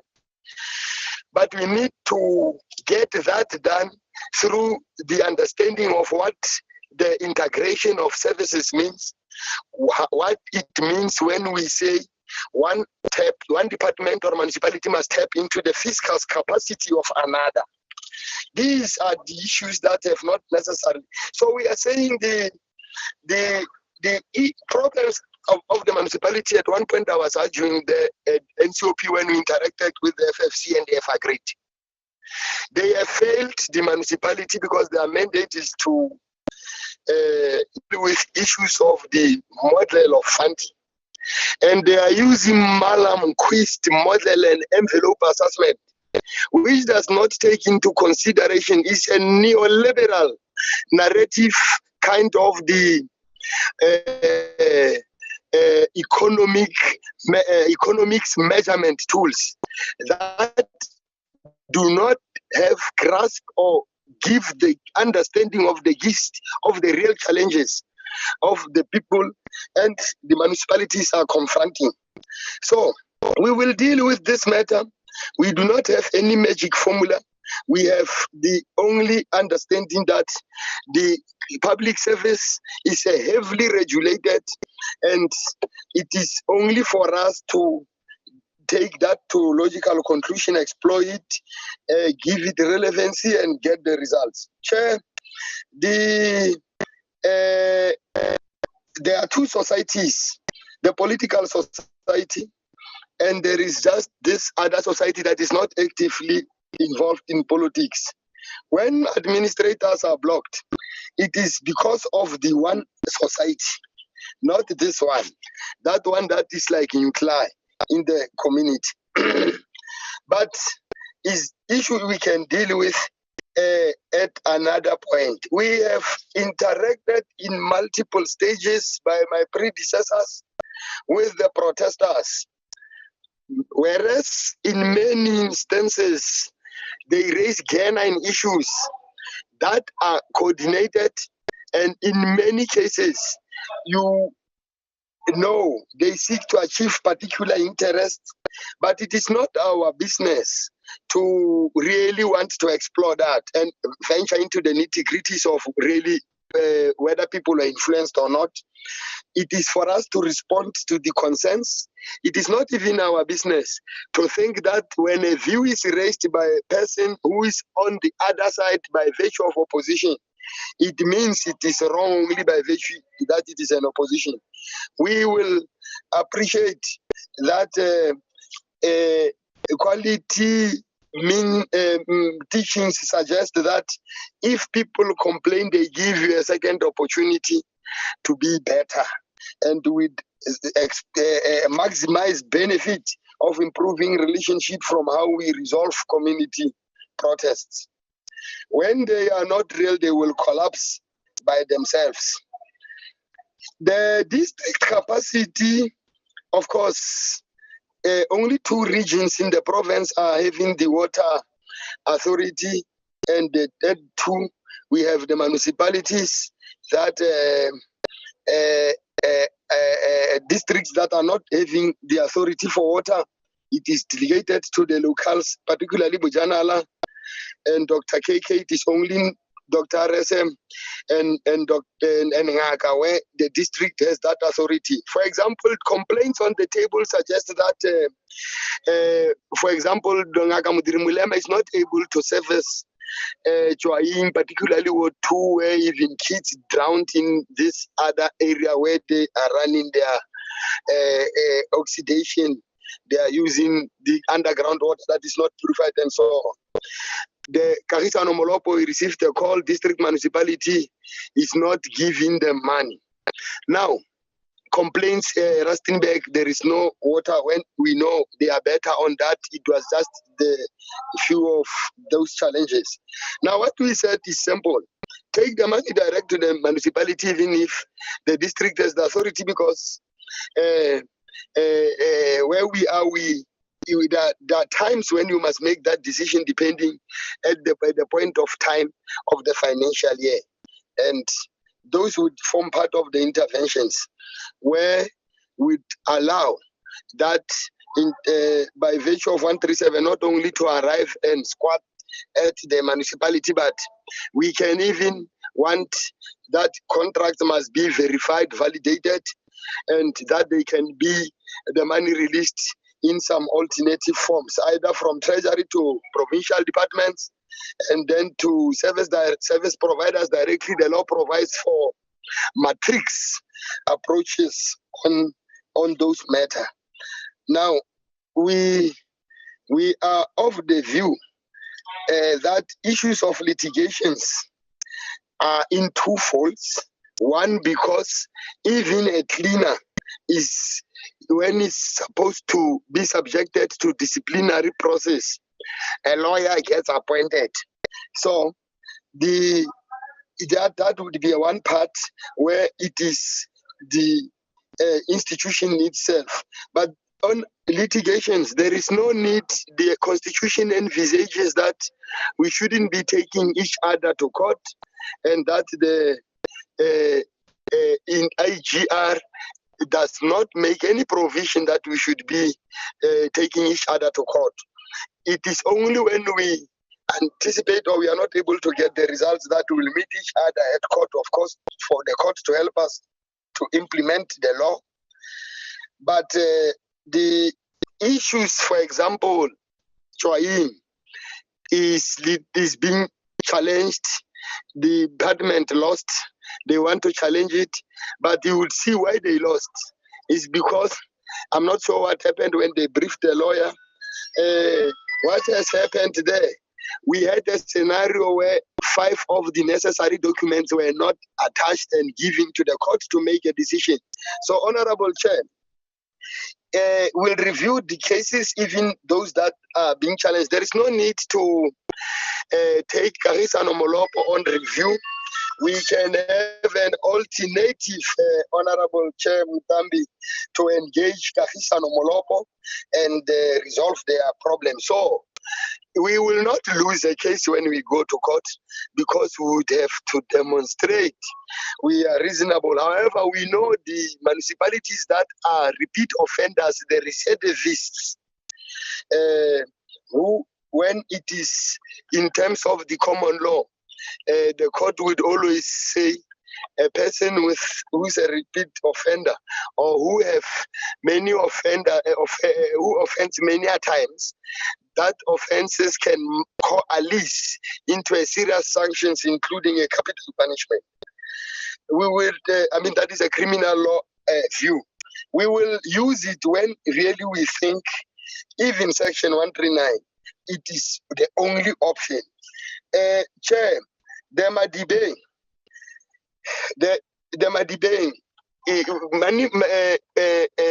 are 72 criminal cases that have been opened.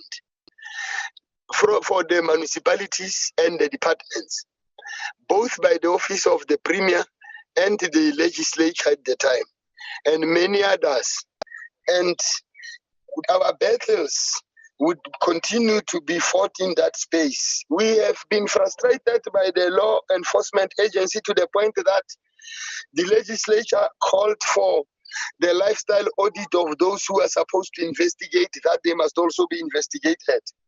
And their selectiveness in picking up the case. If you have opened a criminal case of money that was stolen, laptop bought for 10 million by the district of Bujanala, and the Hawks closes the case because somebody misled them, we reopen it and they go arrest the 5 million case and they leave a 200 million case.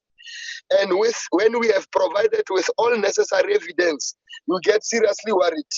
But we will use them as the institution supporting democracy, and we hope for the results. There might be problems by all its forms shall be defeated, but would not necessarily be resolved by only administration.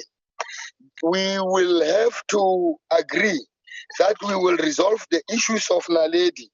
The rapid response teams appointed, led by the Premier and made up by members of EXCO, would consolidate their reports and we will make them available to the sitting.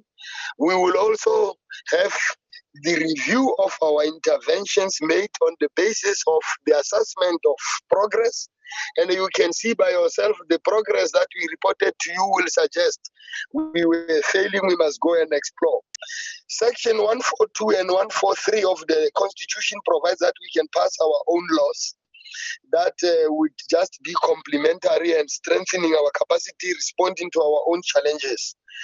No one has done so in the last, since some time ago, when the varying laws, particularly from 1996, when many of the laws were passed after Constitution was passed. Just to say I'm a province, I want the public and you, the parliament, to help me get things right in this form. We are not going to do it quickly, but we'll get it right. The refusal of concurrence, the situation, you see, there is this thing in research, it is called the paradigm, the characteristics of research. The last part of it, there are 5, is called axiology. The axiological view is when the researcher has written a report and put it only his own views, where they say it is not value free, it is value bound, meaning what a writer of the report values is what finds expression in the reports. You can just imagine when we have 3 municipalities in our province, Ngakamudirimulema, Madibeng, Rustenburg, that are top 3 nationally by the view of the AG, that why you intervene on account of political instability but not that disaster on the municipality that is having unqualified reports and have some few matters of emphasis. So I'm saying we must, I want to say perceptions have been created, but even if they exist, we agree that the Auditor General has written things that we are just going to get that. The use of the admin to resolve political problems is by inference. It's not directly that we would want to resolve political space that belongs to political parties. We will implement what the law makes provision for, but our impact must result in resolving political problems because we must create systems. I must advise you, corruption is there. We are not going to defeat corruption, but we are going to get many people behind bars. But the corruption, as a societal problem, you must accept that it will forever affect us. But this thing of corruption is just like when you deal with security at your home. You put butlers' alarms. It does not say there won't be break-in, but you are discouraging, but it is still happening. But what can then be done to make more effective and efficient intervention is to reorientate your systems in the way that they will not make it easy for corruption to happen. It will collapse all this political contestation. We accept that politics by simple definition means contestation for control and distribution of resources. And I can assure you, for any person who, because of this understanding and by virtue of that person presiding over the state controlling resources, we would not have anyone having immunity. You can go to even any province or elsewhere municipality governed by any other political parties. Our problems are having a political face who is presiding. And it is a problem of all of us. That is why we are saying the EXCO must use Parliament and all of those who are there to help us resolve, because the same Parliament is going to approve all these things that we are going to do to bring a serious U-turn, not to the wrong turn. So, Honorable Chair, the Section 100, that level of our department, court has made a ruling on this matter, on the case of, I think it's Kagisan will confirm. But in the Constitution, there is no provision made for the Premier's power to be taken by anyone. It is the administration in the office that is under presiding.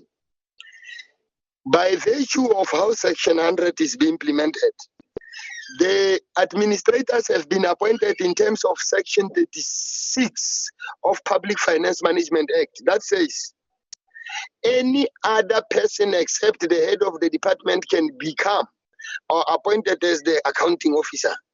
In terms of Section 39, only head of department can become accounting officers.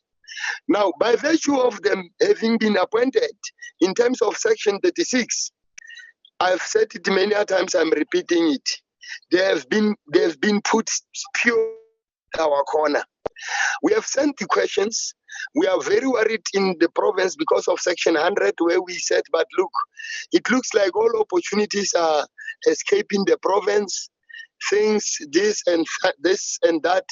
But we have then made our own validation, which I think at one point legislature in interaction will present it because it was made from that corner. And the Section 100 will be out of our province by the end of March in terms of the engagement that followed after the submissions of the questions. And we hope, because there was a request that even the time given to the ministers to respond was small.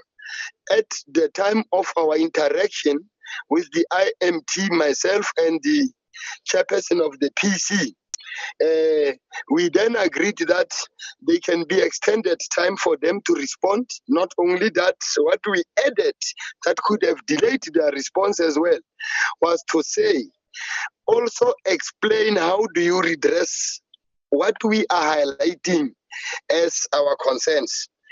But Chair, it is still for the legislature to follow up and get that done.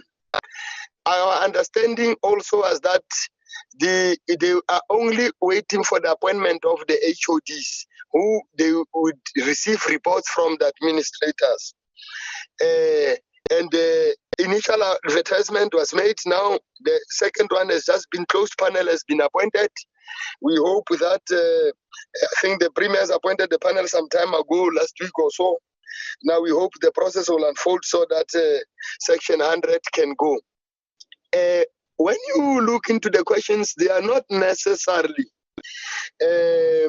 suggesting that there was just no good at all about the intervention of Section 100, but just like Section 139, it was suggesting that they have just overstayed their welcome. their stay was prolonged, because by virtue of their reports, many of their key deliverables were achieved. So it is not all bad, but I'm in agreement that, of course, it must come to an end, but that any of the irregularity they could have made cannot be left unchallenged. We will get all that from the audit reports. Even if we have audit reports showing significant improvement because of the work of administration. I think the last issue maybe that I must try to respond to, or maybe before that, is that the administration, we agree. The problem with administration was whether or not they have met inherent requirements for the posts to preside over the state institution, having gone through the processes of security vetting, having gone through the process of open recruitment, and whether the vetting has not picked up that others were also the repeat offenders who were troubled from one point to another. There is a SIU proclamation made as far back as 2007 that is on the table, that comes from the SIU, communicated to the MEC. It is now for us to go after those who owe the public and the people the money, and I think it's just a matter of time to get that to be done, and I think we will continue to try to make sure we work with the institutions supporting democracy to get that other things right. The administration, even if we deactivate Section 139, that people who are in the pool, even if there was no pool, they would still be, they would have be a requirement for the pool to establish of people who can complement the work, whose work will be to go to the municipalities, not to fight, but to establish systems, structures, processes, review policies, put the simple standard operating procedures, and transfer skills, institutionalize the capacity to enable the municipalities to perform their work. So we are still going to utilize, when we implement Section 154. Our relationship with provincial treasury is so good. I can assure you where I'm seated that we have not found any single resistance. The most progressive department at the time that worked very well with the legislature was the Department of Treasury, which runs around like a chicken without head, trying to fix this and that. Ours is just to consolidate our our resources, capacities, and work together to resolve. We are going to be withholding money, doing all these other things. We need to do that, put and throw them through to become the government notice for the time being whilst we are making our own law. You would know that the bill is on the way, trying to even implement this Section 139 and 100, a matter that we raised strongly when we had an interaction with the IMTT, and I can assure you they have listened. They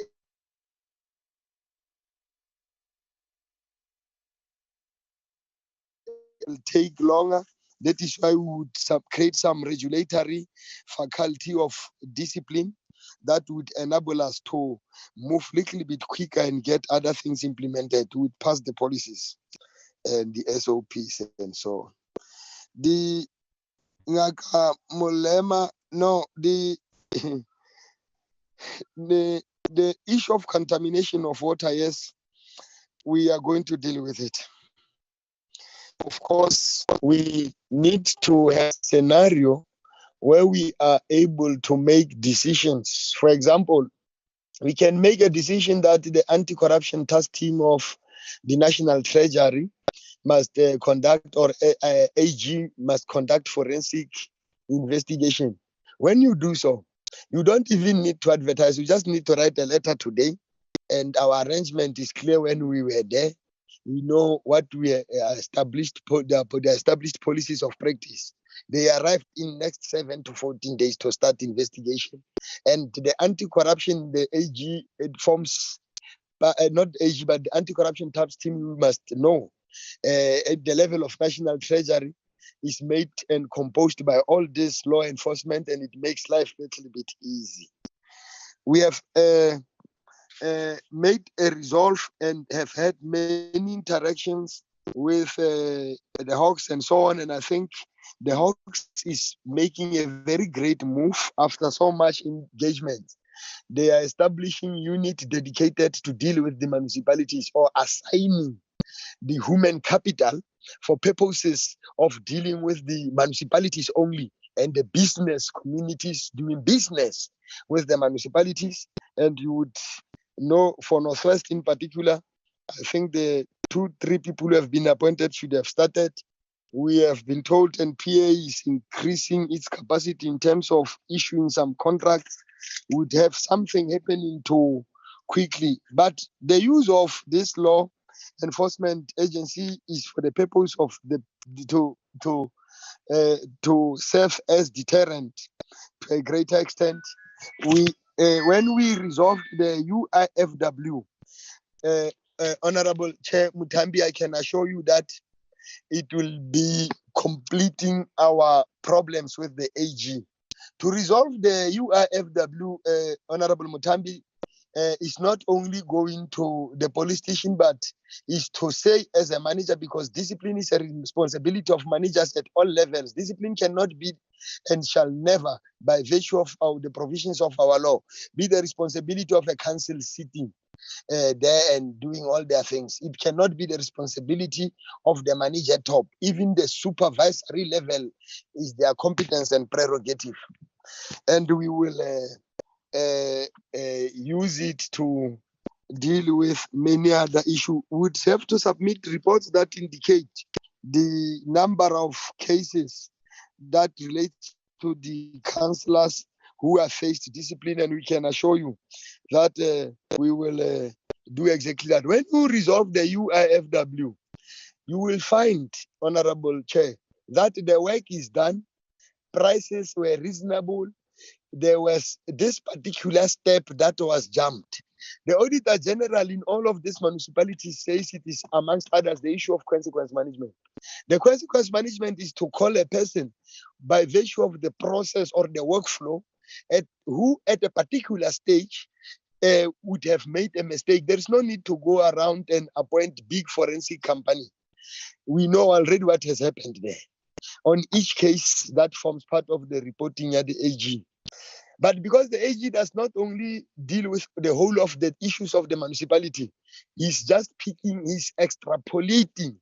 We will use that teachings to set benchmarks and hallmarks for all of the work that we should be doing. So the UFW just needs you to tell the AG that, look, we are happy with the service it was done. Yes, they have made a mistake because at the time, this is what has happened, if that is what has happened. Because the reports are there helping us of these people. And they would have to agree to say, yes, this final written is fine. Suspension without no pay is fine.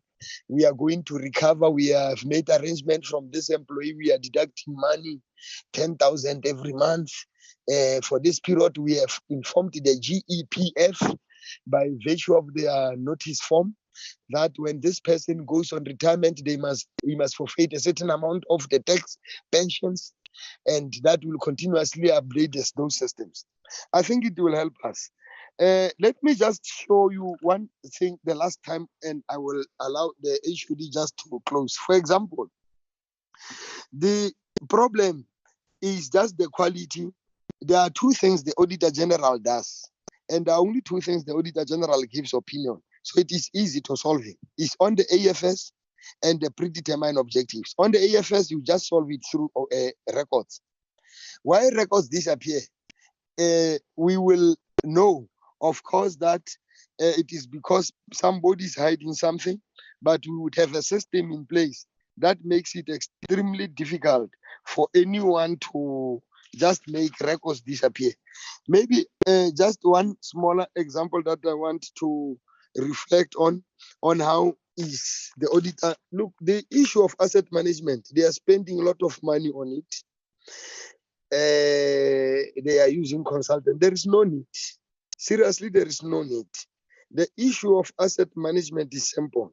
The rules are there. Just picking it up. 1, there must be a regular asset count times 2 in a year is provided for.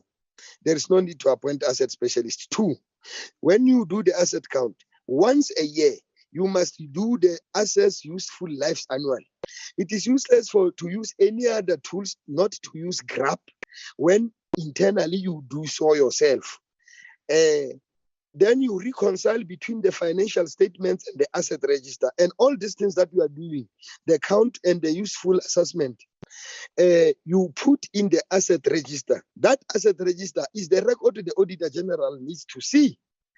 Importantly, you then update your records. You can revise the depreciation calculations.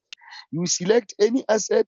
We know the fixed asset accountant sorts, fixed asset register, you reconcile, carry out the original amount, and then have the correct book value.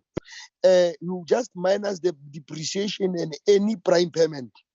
Now, and the last thing that you must do is to test impairment. So the Auditor General says there is no adequate asset register. I've just unpacked it. And every asset you put the barcode. Now, what we are going to do if we want to solve the problem, just like in provincial government, why don't we extend what we use at the provincial government to the municipalities? Because it's the system of well-managed and registered and controlled even at the level of treasury. Look, you can, when you have this logis system which is being used and the bus, any expenditure that goes gets automatically recorded. So even if you are going to steal that tractor, we will go look for that tractor because the system for any account. In fact, even when you are using a money that comes from another particular standard item line wrongly on asset, it will still generate that information because our weakness amongst others is information and knowledge management.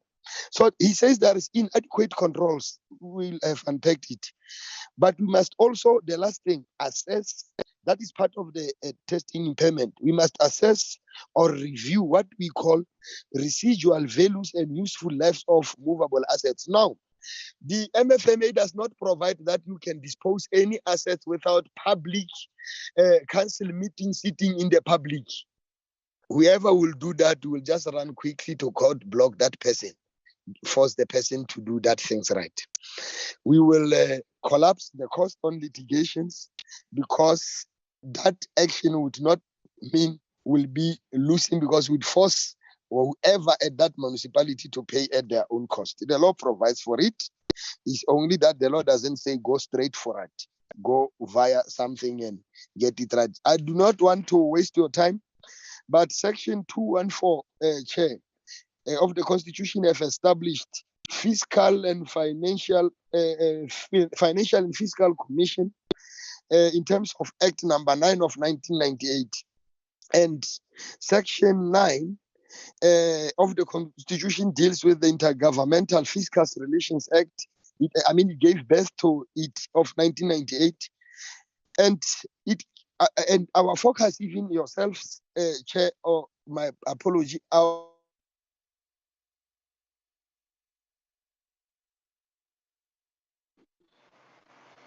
MEC?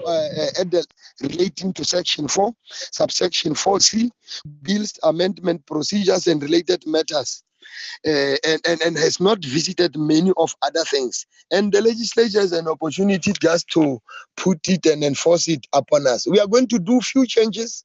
The law provides that we can deviate from all the things that have been approved by Parliament, but not exceeding 8% of the total value of that. So all these laws will also make limitations on what we can do now in this financial year.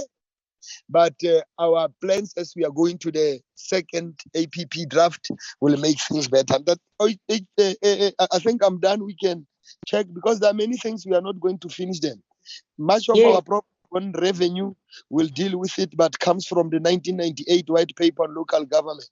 Thank you very much. We can, if the chair agrees, allow the HOD to do 1 minute remark. And chair, thank you very much. Okay. The issue that you didn't deal with is the Section 100 intervention. I know there were 5 departments that were just not affected like the other. You will have to address that MEC maybe towards closing. But that's the issue that you want to deal with this, you must deal with. And then also, maybe to clarify, did the 139 happen before the Section 100, or it happened after the Section 100 was invoked? Those are the issues that you could deal with as towards closure. But let me allow the HOD to say something, as you have said. But then the other issue then, we can see you have already folded your sleeves. You are hard at work. And I hope then your officials will also support you to realize this vision that you are trying to bring along. And then I should think, time permitting, we should then again continuously call you to come and talk to us on each individual municipality as listed. So then let's allow the HOD to comment on the technical issues, and then as you are preparing to comment on the Section 100 itself, the Section 100 intervention. You've been there, you've been in the legislature, you'll be able to share with us to have a clear understanding, because from where we are seated, you check the last report. When was the last report submitted to the NCOP on Section 100? You don't know. Then for this current financial year, nothing has been submitted to the NCOP. So these are the matters that, as a chair of chairs, because these are the matters that you also seized with in your previous life as the chair of chairs in the legislature. You could be able to share some light with this committee, so that also you tell us what is the view. What is your view on this matter now that you are there? So those are the issues that you want. And the premier, like what Honorable Silius Bringer said, the last time you raised also some concerns on these matters. Can I allow the HOD? HOD, are you ready? Thank you, Chairperson. Thank you, MEC. I think MEC has covered a lot of ground, Chairperson. I'm only going to comment on few issues, and they relate to our working relationship with finance. I think there was a question about Section 71 reports. To say that, yes, we're working very closely with Provincial Treasury. We have a memorandum of understanding between the two departments that indicate which department concentrate on what section of the MFMA. And we support municipalities. For an example, we supporting municipalities on the ESCOM desk, and that information that we use to demand also on ESCOM desk, but we also support them to recover the monies from those departments that are owing them. And we use that information from the Section 1 report. So yes, we are utilizing them. There was also a question in terms of the clarity on terms of reference. I must say that, yes, this was an issue. However, the terms of reference that we gave our administrators had been checked by the legal brains in the department and also the state law advisor, and they had given them a green light, even though they have caused the problems that they have caused in the municipalities. The issue of financial recovery plans, our municipalities, we have established or assisted municipalities to do the recovery plans, and we are supported by a national Cooperative in terms of assisting these municipalities. The program is unfolding, Last year we were helping Swaying. Now has the recovery plan in place. We were supposed to be in Rustenburg, also assisting them with the recovery plans. So this is a matter that is ongoing, Chairperson. And I think some of the questions have been broadly addressed by the MEC, and I would not want to go back to them and unless I'm requested to do that. But I think the MEC has also addressed the issue of water in Swaying. Okay. Honorable Muswan, before I hand over back to the MEC.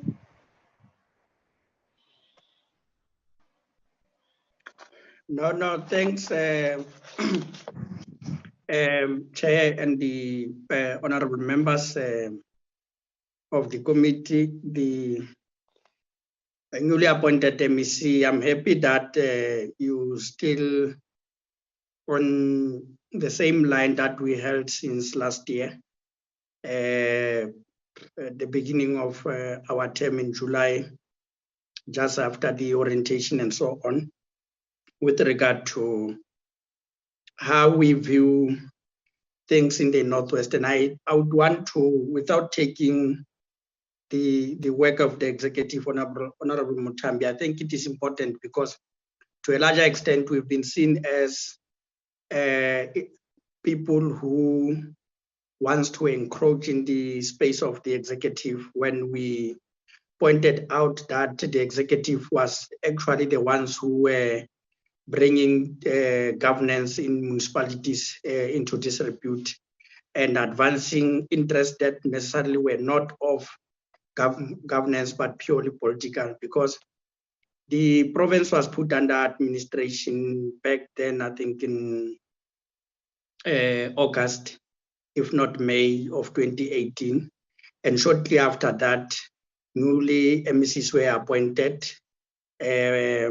after the dissolvement of that administration, of the fifth administration. And subsequently, between 2 months from their appointment in September, an item then served in EXCO, wherein a request was then made to intervene in 5 municipalities at that particular time.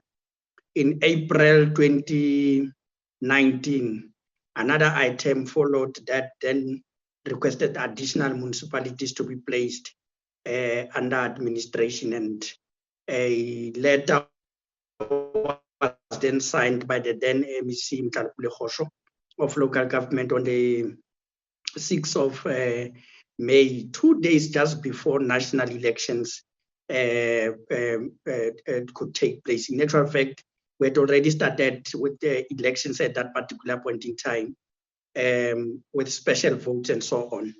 Now, we have then tried to hammer our points home at that particular time to say, but you can't be hashtag for intervening in municipalities. Why would you not wait for elections to take place and wait for a new person to be appointed and then an assessment be made of intervening in municipalities? So I can safely say with confidence, without fear or favor, that the intervention since 2018 was motivated by reasons that were political, not that of governance. Because yes, there were problems then in municipalities and so on, but those particular problems were not excessive the way they are currently with the inception of the Section 139 intervention. So I just wanted to maybe to bring that particular background, and to the extent that the NCOP, and I told the chairperson of the Select Committee, Honorable China Dodov, last week, 2 weeks back when we were in Madibeng, that we had actually misled Parliament and the Minister of Coxter and the country in putting Mamusa under administration, because reasons that were utilized there were fabricated in such a way that it created a situation of a municipality that was very excessive. When you had Tswaying, you had Ditsobota, and other municipalities that were long under administration. Now you put a municipality under administration in July.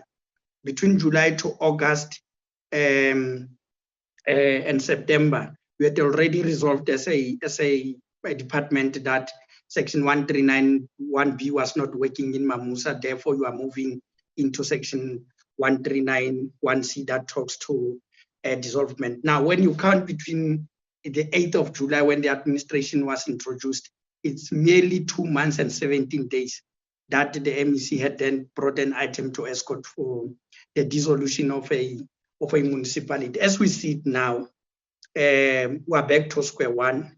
That municipality is in disarray.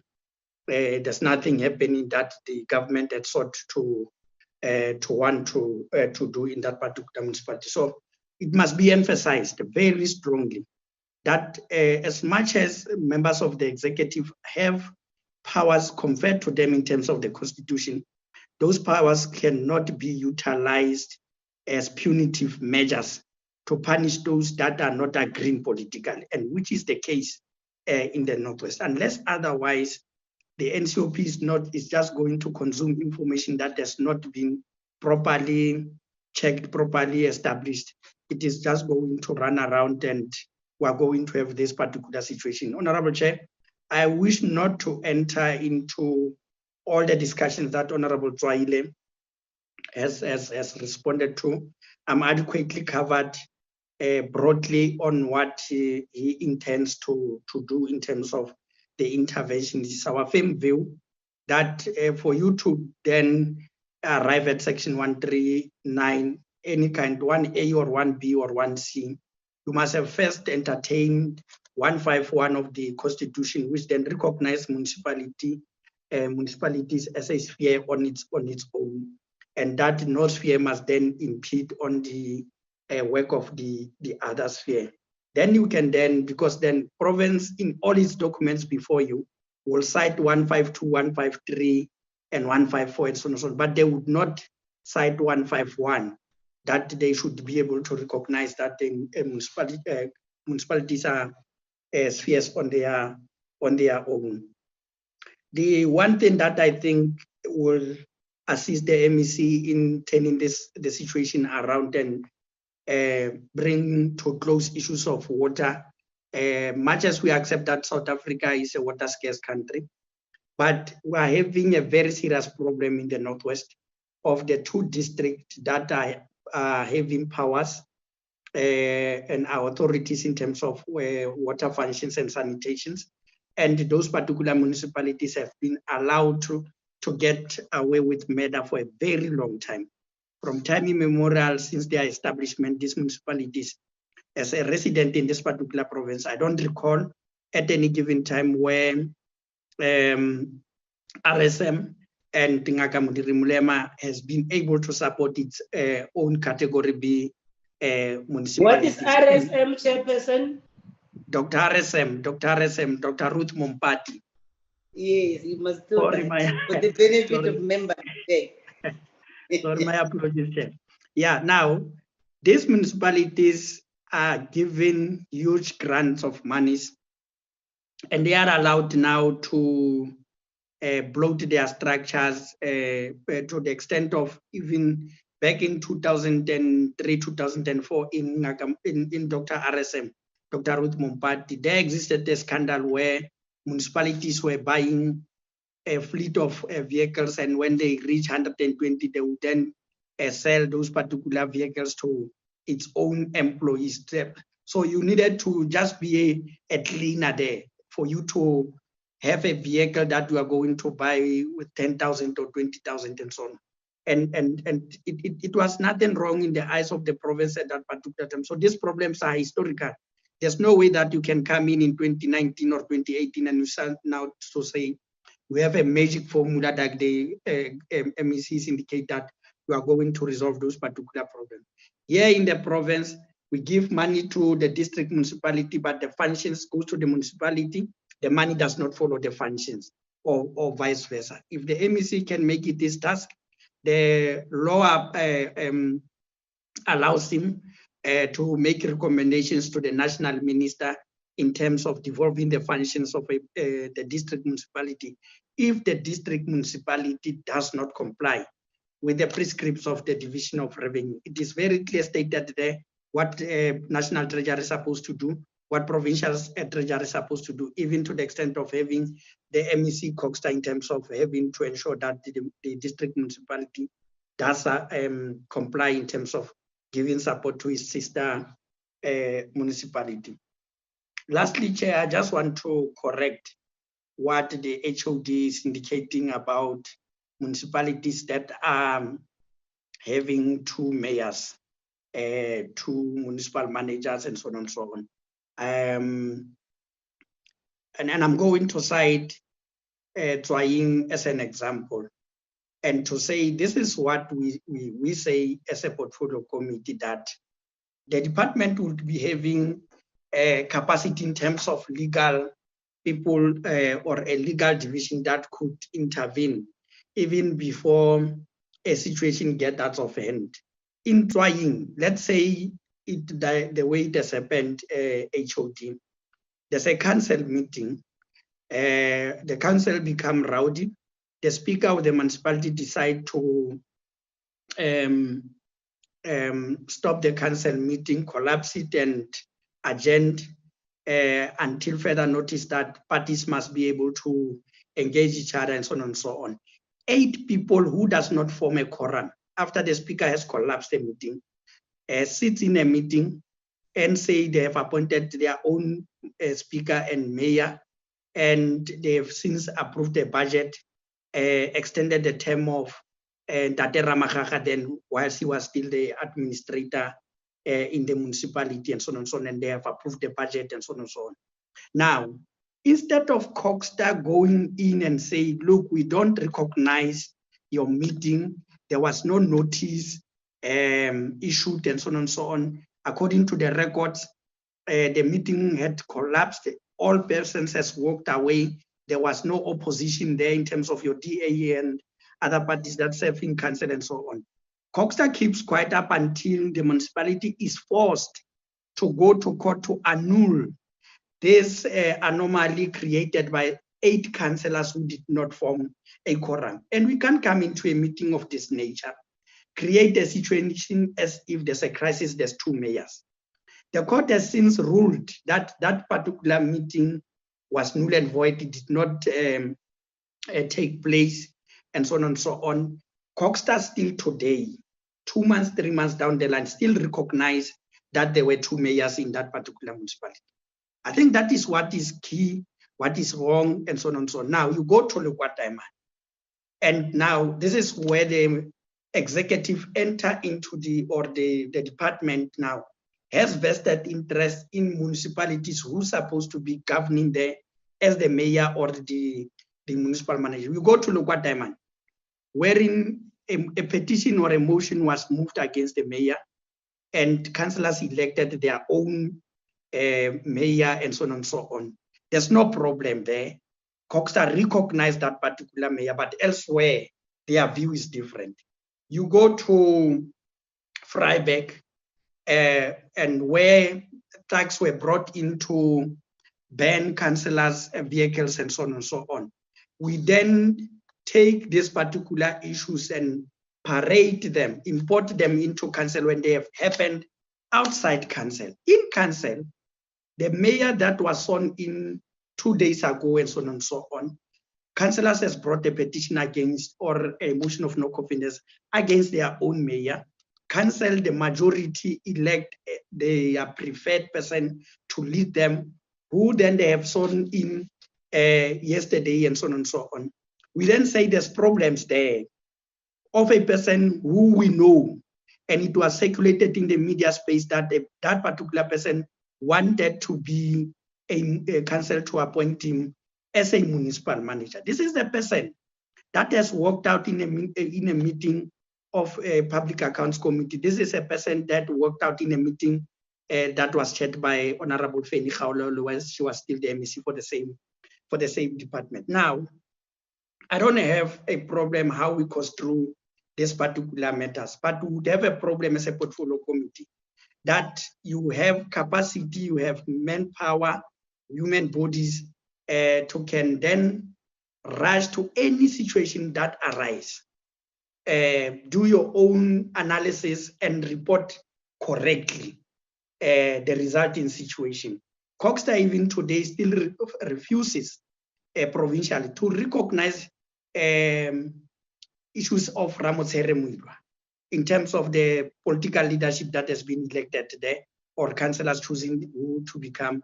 Because in this instance, separate from the feelings of political parties, the Systems Act and the Structures Act allows that if majority of councils can sign a petition against Aaron Mutswana, and that meeting is called in terms of proper standing orders and is according to the regulations and so on, and those majority of councillors pushes a vote of no confidence against that particular person, it can't be the business of Coxta now to then say they recognize or they don't recognize.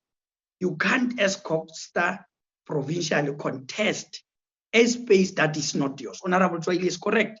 It is not your space. It has been dealt there. Your space is when there's irregularities in appointing municipal managers and so on and so on, where council has not complied with its own standing orders and so on and so on. Then you can direct with letters on what needs to happen and so on and so on. So if we can just immunize political issues from governance in the province here, Honorable Mutambi, I believe that we have a long way to go. I've heard that we requested that Honorable Traile must then, in his closing remark, make comments on the issues of Section 100. In my view, Honorable Mutambi, because I'm a co-signator to that letter and a co-author to that 43 questions, my point still stands that we needed this Section 100 gone as in yesterday. In education department, we have lost money twice there, whilst the Section 100 administrator is at there. I don't agree to a greatest extent wherein an administrator comes in and tells us with regard to this one in education that he will not account to the committee because he's not reporting to province, he's reporting only to the minister. So on 2 occasions, I've checked that person away from my committees and say, you must just go and report to Honorable Motsecha, and Honorable Motsecha will come and account to the committee. Because then it's as if people have been informed exactly what is it that they're supposed to do. Defiance of all nature, public works, the Department of Health, appointment of security regularly, and so on. So that is just a synopsis, but given time, some other day we'll engage on these issues of Section 100. Thanks. So what's your input on the Section 100 before I release you, Honorable Mutona? You say you're the co-author of a letter. The members might not be privy to it. You are the letter came from, I'm the chair that is responsible for Premier Finance and Coxta. So yes. It's only that in that meeting we invited other chairs, and then the MEC now, who was the former chair of chairs, after developing all of those particular 43 questions, they were developed in my committee, and I then had to sign the letter and send it because I as a person responsible for finance also, it can't be correct, honorable members of this committee led by Member Mutambi, to say we will be comfortable to appropriate money at the level of the house, and we don't even know how is this money benefiting the province. 70% of this particular budget appropriated by the Northwest legislature benefits provinces that are in Gauteng, Eastern Cape, KwaZulu-Natal, and Limpopo. It can't be correct. The symptoms of the removal of the fifth administration, it was then said that unemployment was rife. There were issues of shortcomings on service delivery issue. Now tell me, if then these administrators are appointing companies that are not from this particular province, how are we going to mitigate unemployment and leverage issues of the economic spin-off? Here in the province, if we allow people to come into our province and appoint their own friends, cousins, and sisters from where they are coming from, because most of them are not even residing here. So it's not the issue that they reside here and so on and so on. The issue here is of the 70% of the budget that goes out of the province and not benefiting companies here. It means sooner than later, we're going to have again people forming themselves into so-called business forum and beginning to march against the EXCO in the Northwest and point fingers that people are not being taken care of and so on and so on. So we don't want to get into the space of who get the tender and so on and so on. But we can't be saying we represent the people of the Northwest, the aspirations of the people of the Northwest, and we allow that we are perpetually under administration. So if I am sick, I've been diagnosed for a particular sickness, I must be given medication.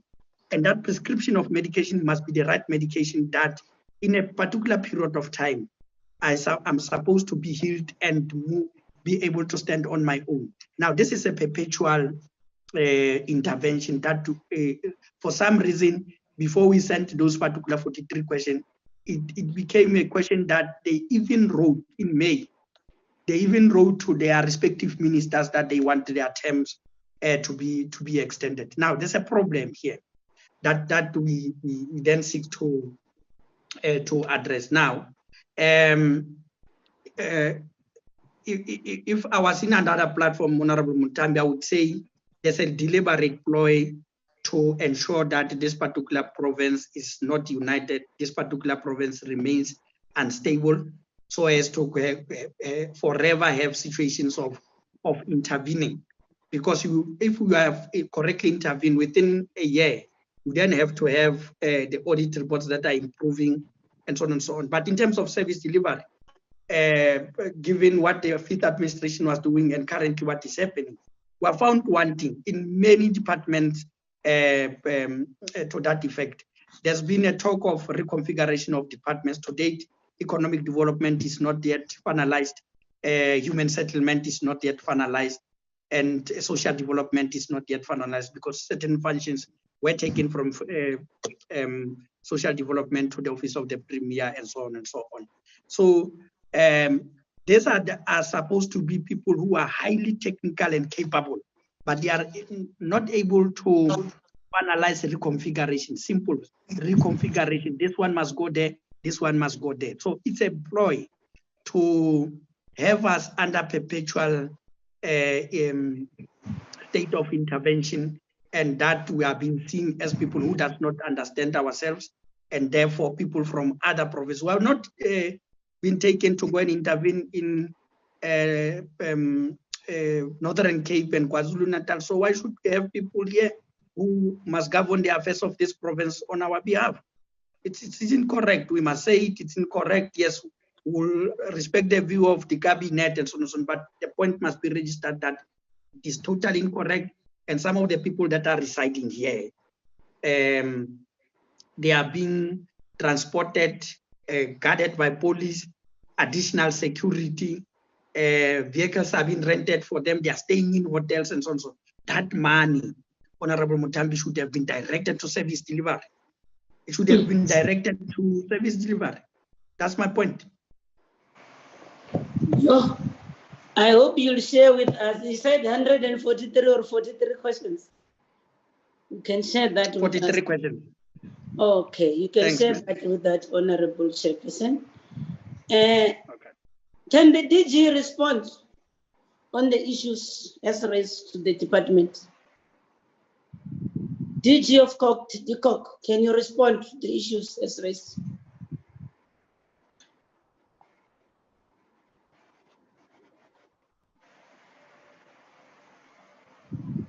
Rufus, where's your boss?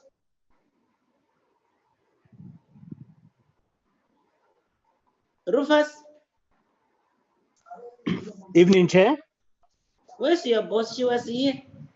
There's a chat group where even if when she's leaving the meeting, she'll write a message and to raise issues that needs their response as the head of the department. I'm trying to check on the platform, Chair. She's not here. I thought I saw her earlier. Yeah, but she's not here now. Can you locate her to tell her she must come and respond to the issues? I'll hand it over to the MEC in the meantime. Okay.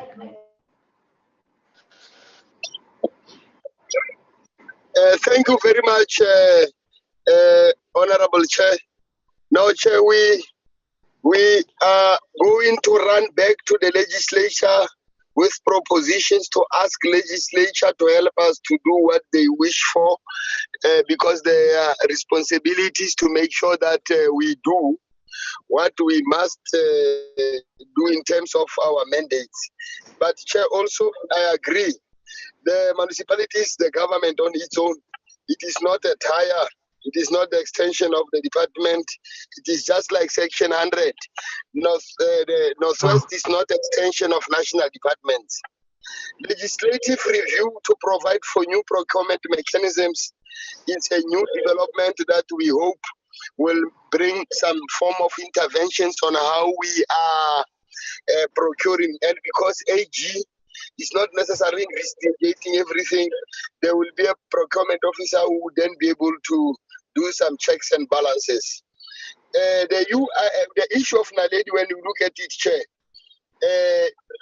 on the issue of removal of mayors and what I don't think is our space, and I don't think we must enter into it. Our duty is just to check if the council correctly removed the person, complied with the law, because it is not us who mandate, and we have no duty to disengage those who would have put themselves as mayors. But we are saying only when they have fully complied with the law, we will forever recognize them.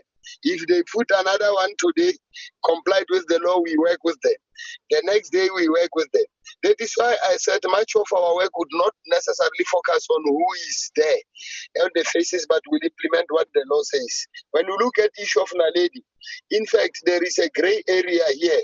Many of the people who usually preside over structures like this department of Cocta, you would find that they are also political leaders, so they are not distinguishing their responsibility of the party and the government. That gray area is a problem, and they do not check their blind spots, rear mirrors. Chair, when you look at Naledi, they did what they did. The leadership that has been at Naledi municipality was a problem, and even the administration was a problem.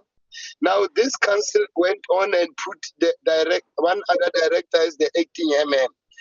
Over, as we are speaking, the town is linked to the UIF that could not be resolved. The unemployment insurance funds, all the statutory payments that could not be resolved. They are resolved. We are not even going to say whether or not we recognize, but we will say, but here, we just check whether there was compliance. Chair, we will resolve the problems of Naledi and many other municipalities, and we are not worried about it. We just wish to assure the sitting that in whatever that we do, we will try to have the value-free approach, where we do not bring what we value and what we want into it, but strictly what the law says. And we will try to improve relations and mitigate against tensions and try to help the municipalities to serve our people. Thank you very much, Honorable Chair. Thank you. DT Williamson. DT Williamson. I should think then we must. Honorable Chairperson. Yes. Rufus is still trying to locate the DG, Honorable Chair. But this is completely out of order. I must say that, and I must just raise my concern. It can't be that members have asked questions directly to the department and herself as an accounting officer, she must respond to the question. There's a chat group, there's anything form of communication. She just leaves the meeting without saying anything. It can't be, and I think this can't be acceptable.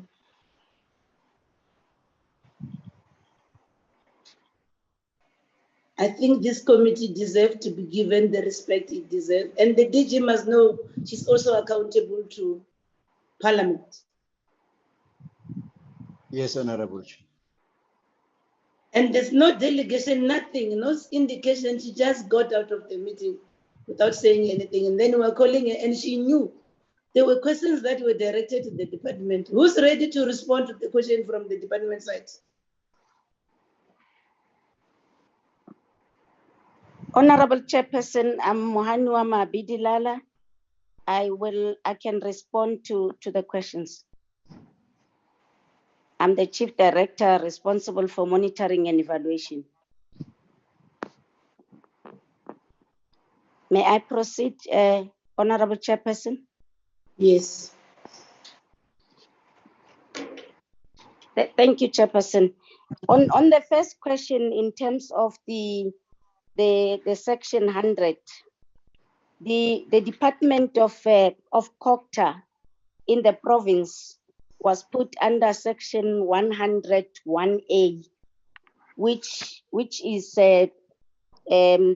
we are responsible for the directives.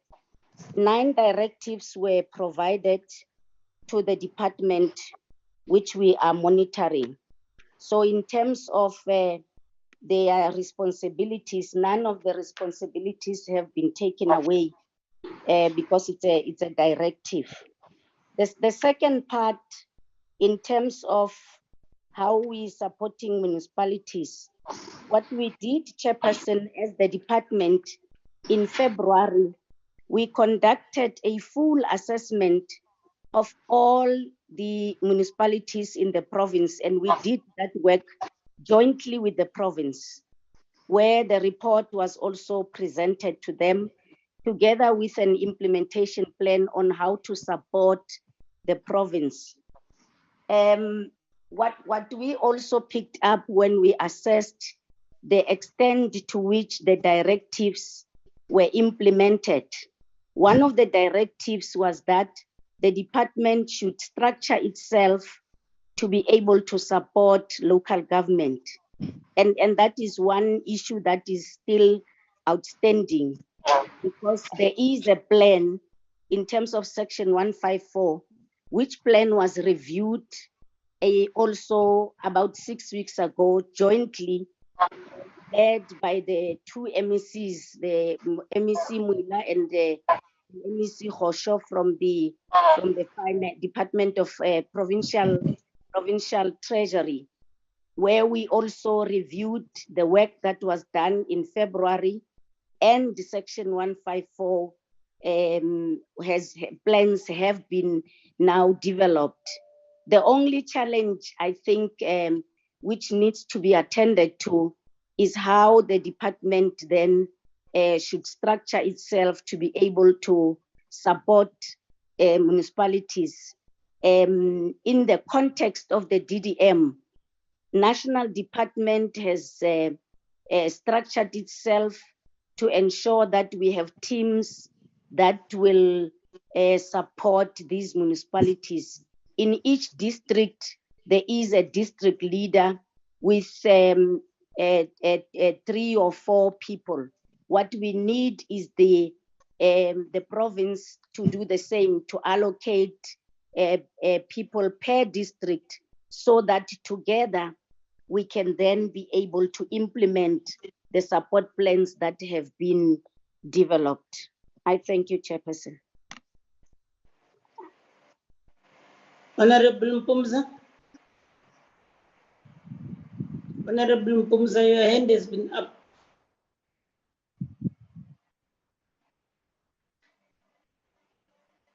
Honorable Mpumza.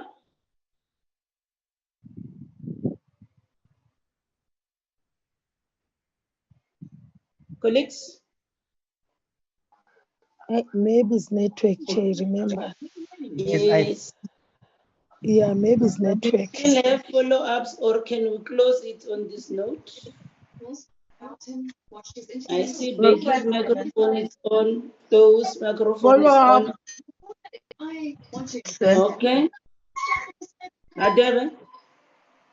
No, thanks. I think for the first time in attending portfolio committee meetings, I'm found wanting. The responses were very high level, Chair. I'm still trying to digest, but suffice to say, there is hope in the new leadership as led by the MEC. Even though, Chair, because of time, like we've promised earlier on, we don't want to prolong the meeting unnecessarily. It has been a long night. But I would have loved, Chair, I did not get the sense in relation to the reason for refusal in terms of the concurrence.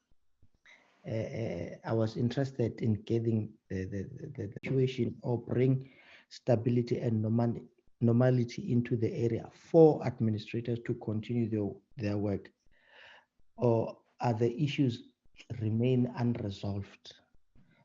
That's the sense that I wanted to get. I don't think I have been responded to in relation to financial recovery plans as per section 139 subsection 5, Chair, because what has been raised more consistently, it's in relation to challenges in Northwest which are more financial in nature. Now, one would expect in such instances, when intervention is imposed, part of that intervention, as dictated too by the Act 108 of 96, is to develop and implement the recovery plan.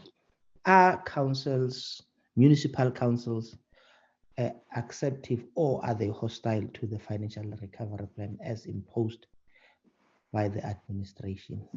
I know we were told yesterday, which was contrary to what we were told in Mfuleni, that it is not the prerogative of councillors or council to accept a recovery plan. Once it has been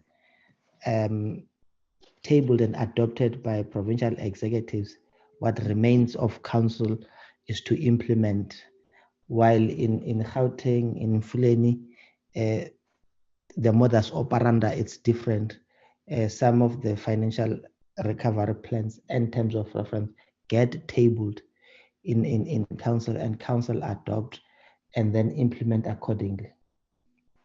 Thank you, Chair. So if I can get responses to those few outstanding questions. Others, Chair, I will consult all my 3 dictionaries. And when the MEC was alluding to issues as asked by us, Chair, I had to go and consult Oxford, Collins, and Cambridge to understand oxyology better before I can say I am not responded to. Perhaps the answer lies within those 5 aspects of research and axiology. Thank you. Okay, Honorable Slow. Okay, thank you, Chairperson. You need to, and all, okay. Yes, and welcoming all our visitors. Yes, the presentation was very high, and then, with all the understanding.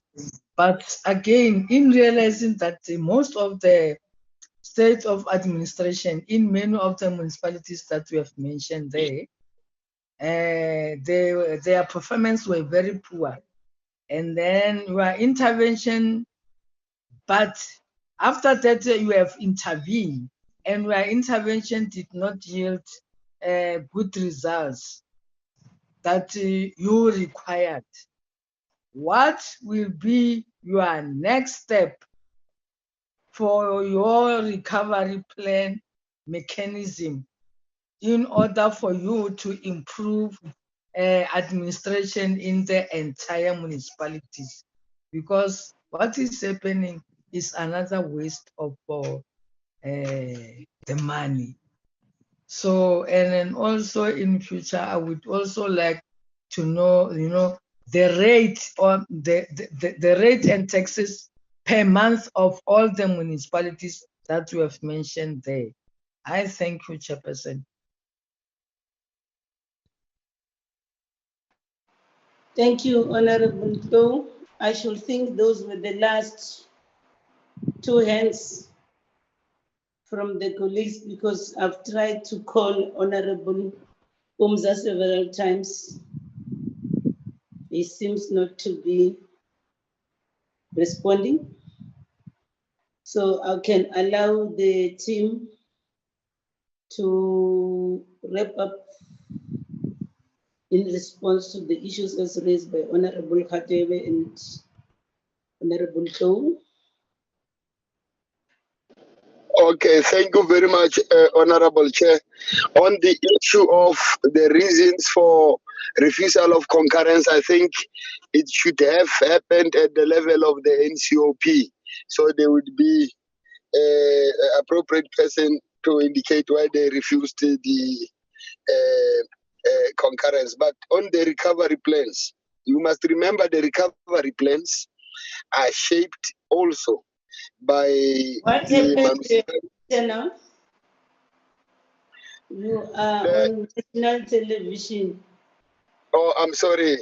The what the municipalities usually submit to the Auditor General as what they will do to improve on their conditions has extensively formed part of the recovery plan. So it is not, of course, what is not expected that we should find any municipality having to concede to the recovery plan. But the the simple implementation means we must also review the performance management agreement of the municipality, so that one of their key deliverables must talk to both recovery plans and the full implementation of the PPAP. And that will be a cause for dismissal of anyone not to do that. But on the issue of protesters, we agree that when you look at the outcome and the deepening of poverty after administrations have passed, you would agree that those who protested and rejected that were correct. But it is usual that at the point of the occurrence of protest, the impressions are many and perceptions are many. When the people complain about the administrator, for example, at the Chobota, they were right because it was administration for the 6 times, no results. But when the people protested against administration at Kahisano Molopo, it was purely because there was a erroneous understanding of what has happened there, and everyone who was opposing it was of the view that the municipality was prejudiced, because you would find the OEG and the performance on the reports to contradict the view. You would remember it was also because of the failure of the council to set and perform statutory responsibilities like adopting their plans and so on. And when the decision was made then to say, look, we put this under administration, rejecting and taking it to court meant other things. So they are either canine, depending on the time, and at times it is also because others are just rejecting administration because it is implemented in a hostile way without proper consultations. And so because others were saying, look, why do you leave that municipality which is top 3 nationally and come here? Or why do you bring this person who is a thief, who was charged there, and you are dumping him here. So their concerns were differing, their concerns were genuine, but at other times, depending on the time, they would not be genuine. The issue of the recovery plans, mechanisms, I think we will unpack it further and try to respond in terms of how actually it will impact. But would remember, when the FFC last financial year budget was being engaged and implemented, one of their out of their 5 objectives was to bring about the criteria for assessment of effectiveness of the municipality. Other than the section 152, there were no anything that you can use to assess the effectiveness. Forget. Hello. Yes. Go up a bit. Can you Okay. go up a bit? We're only up. Just go up. Yes. Up again. Okay, thank you. Sure. Okay, That's better. thank you very much. Yes. So one of the reason, I think it will depend, but we do not have any mechanism to assess effectiveness. It is FFC that was working on it, and it is a problem, the issue of effectiveness. The monitoring of the impact is limited to the views of the AG. We have had no mechanisms in place to assess the impact, because that mechanism must include receiving the feedback from the beneficiaries who are being serviced, which is not what we have in place. That would form part of the things that would seek to legislate and make them mandatory, so that we should not think when the audit is clean, everything is clean. Let me show you the example of Klerksdorp, Matlosana municipality. They got an unqualified report on the AFS, just the paper. And on the predetermined objectives, they were qualified, and there was even a disclaimer. But it was celebrated. It showed the lesser understanding of those who are decision makers, and it is a problem. So it depends on how you view it, because audit deals only with those 2 things.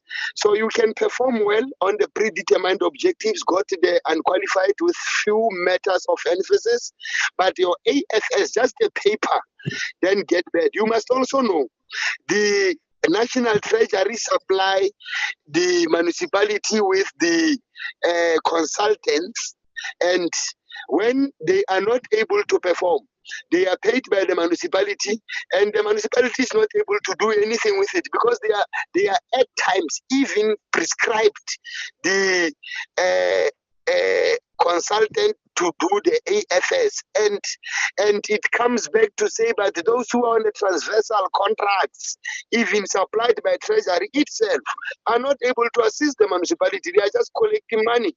So the systems must be in the way that you are able to have that. And other municipalities appoint people, but they pay against somebody, like where at Madibane. So we will correct those things. The rates and taxes, can we request that we submit it even tomorrow to Parliament once we have consolidated the report? But another element, when we dealt with this matter, we realized, for example, today we were saying Ngaka Mudir Mulema district must help the schools with provision of water, because the department does not have money to do so.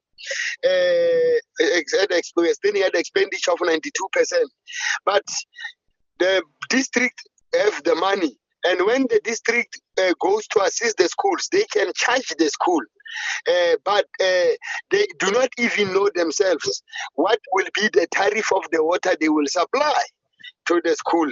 So it is issues of lack of capacity. We are going to deploy administrators.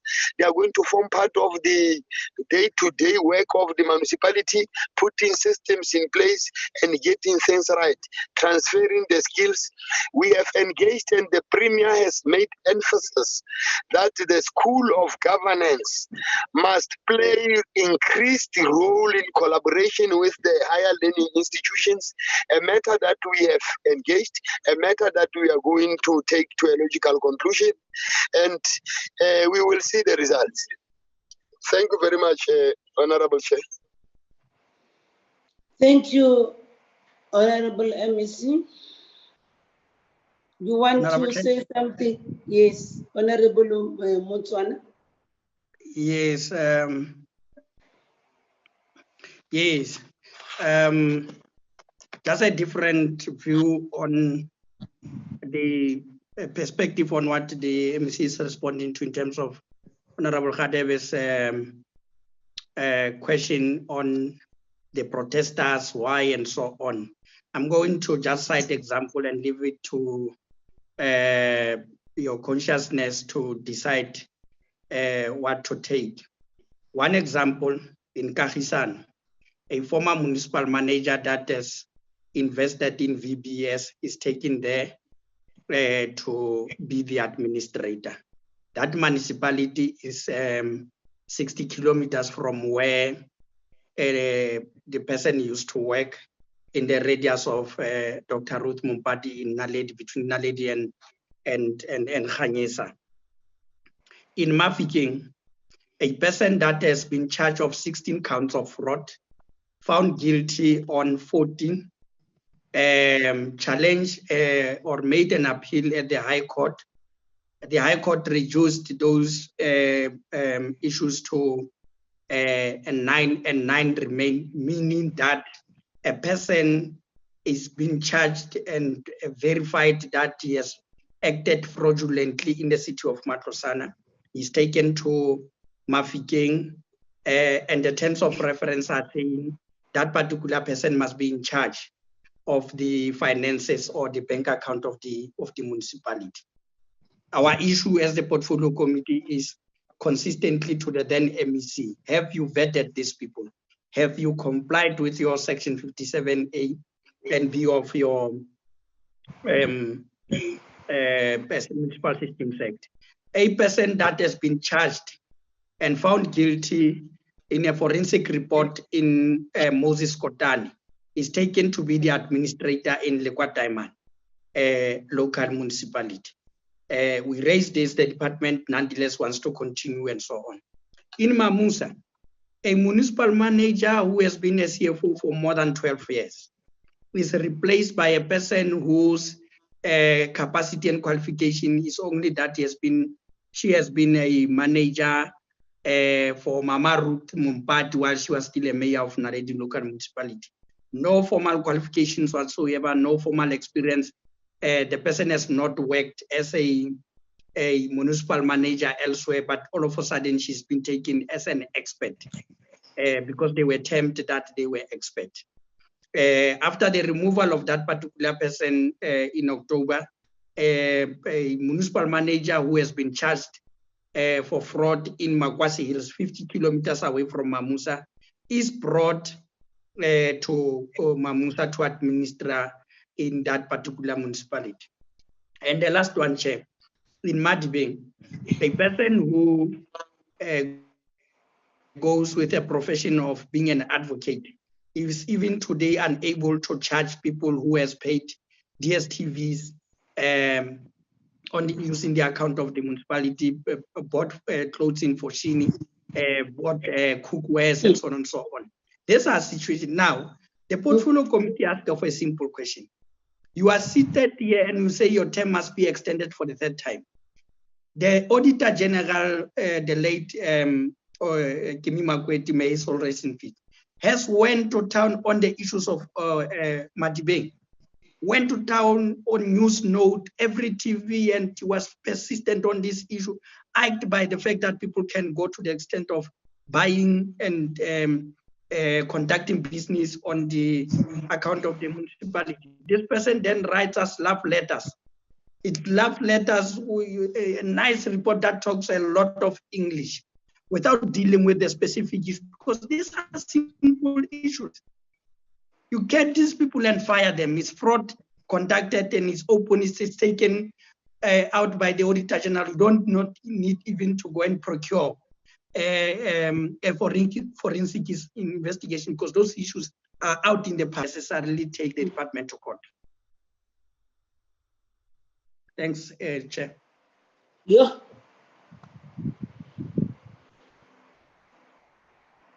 You done? I'm speechless, Chair. Yes. And these appointments, I'm done, Chair, Chair. are these appointments done by the provincial executive? Province. Yes. The worst case is not on one occasion, consistent. The reason why it was as if there was a tension between the portfolio committee and the NCOP. And one of the good days is that we must then take on our members that are sitting on our behalf from the Northwest in the NCOP, because the chair of the select committee is on record with a report. For instance, the report that was utilized, for instance, to dissolve municipalities or put them under administration. One of that particular report that comes from the level of the select committee there on the visit that was conducted in August last year has a report that includes IFP councillors in JB Max. We don't even have a single IFP councillors in this province. Now, that particular report shows that it's a fabrication. It's a fabricated report, because now I'm from that particular province. I'm dragging certain issues that are of interest politically to certain individuals and so on. It's wrong. What is it that we're doing to our municipality? But it will not say it in this particular. I've challenged him last week, 2 weeks back on the NCOP meeting, to say you are responsible for this particular mess, because you brought a report here that was wrong. You brought a report that was not true, because in municipalities that meetings did not take place. There was a report that said the municipal manager did this, the mayor did this, and so on and so on, to the extent that you had even IFP councillors in JB Max, when you don't even have a single IFP councillor in the rest of these municipalities in the Northwest.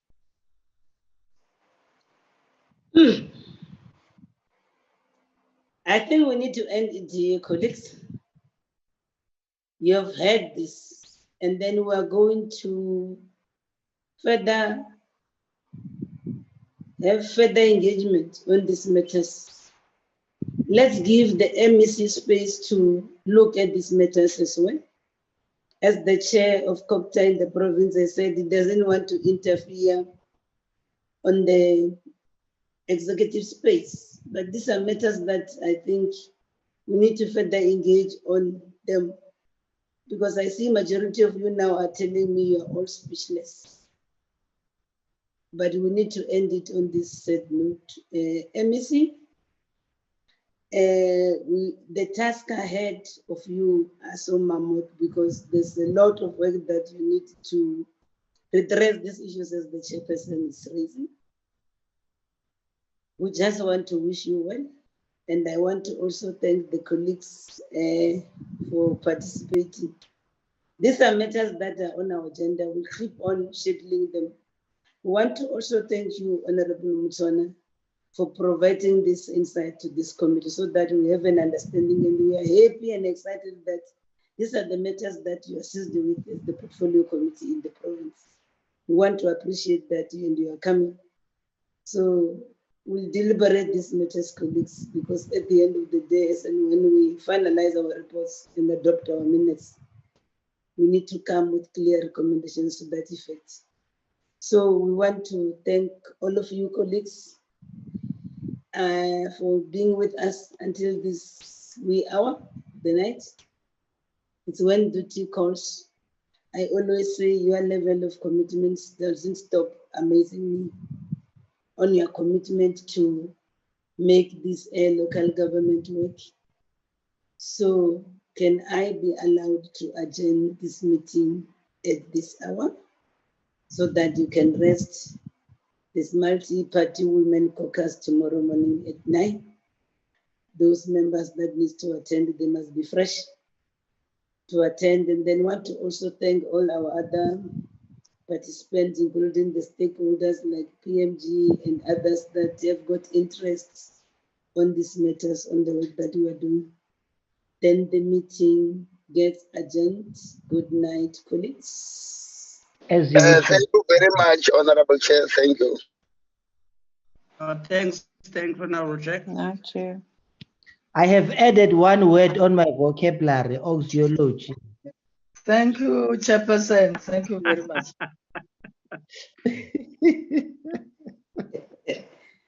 You see the beauty about these things that we do, colleagues. You keep on learning. Which word is that? Our utlwa ke fetsa go le bua hona je. He bana. O relay. Ala utlwa. Which word is that one?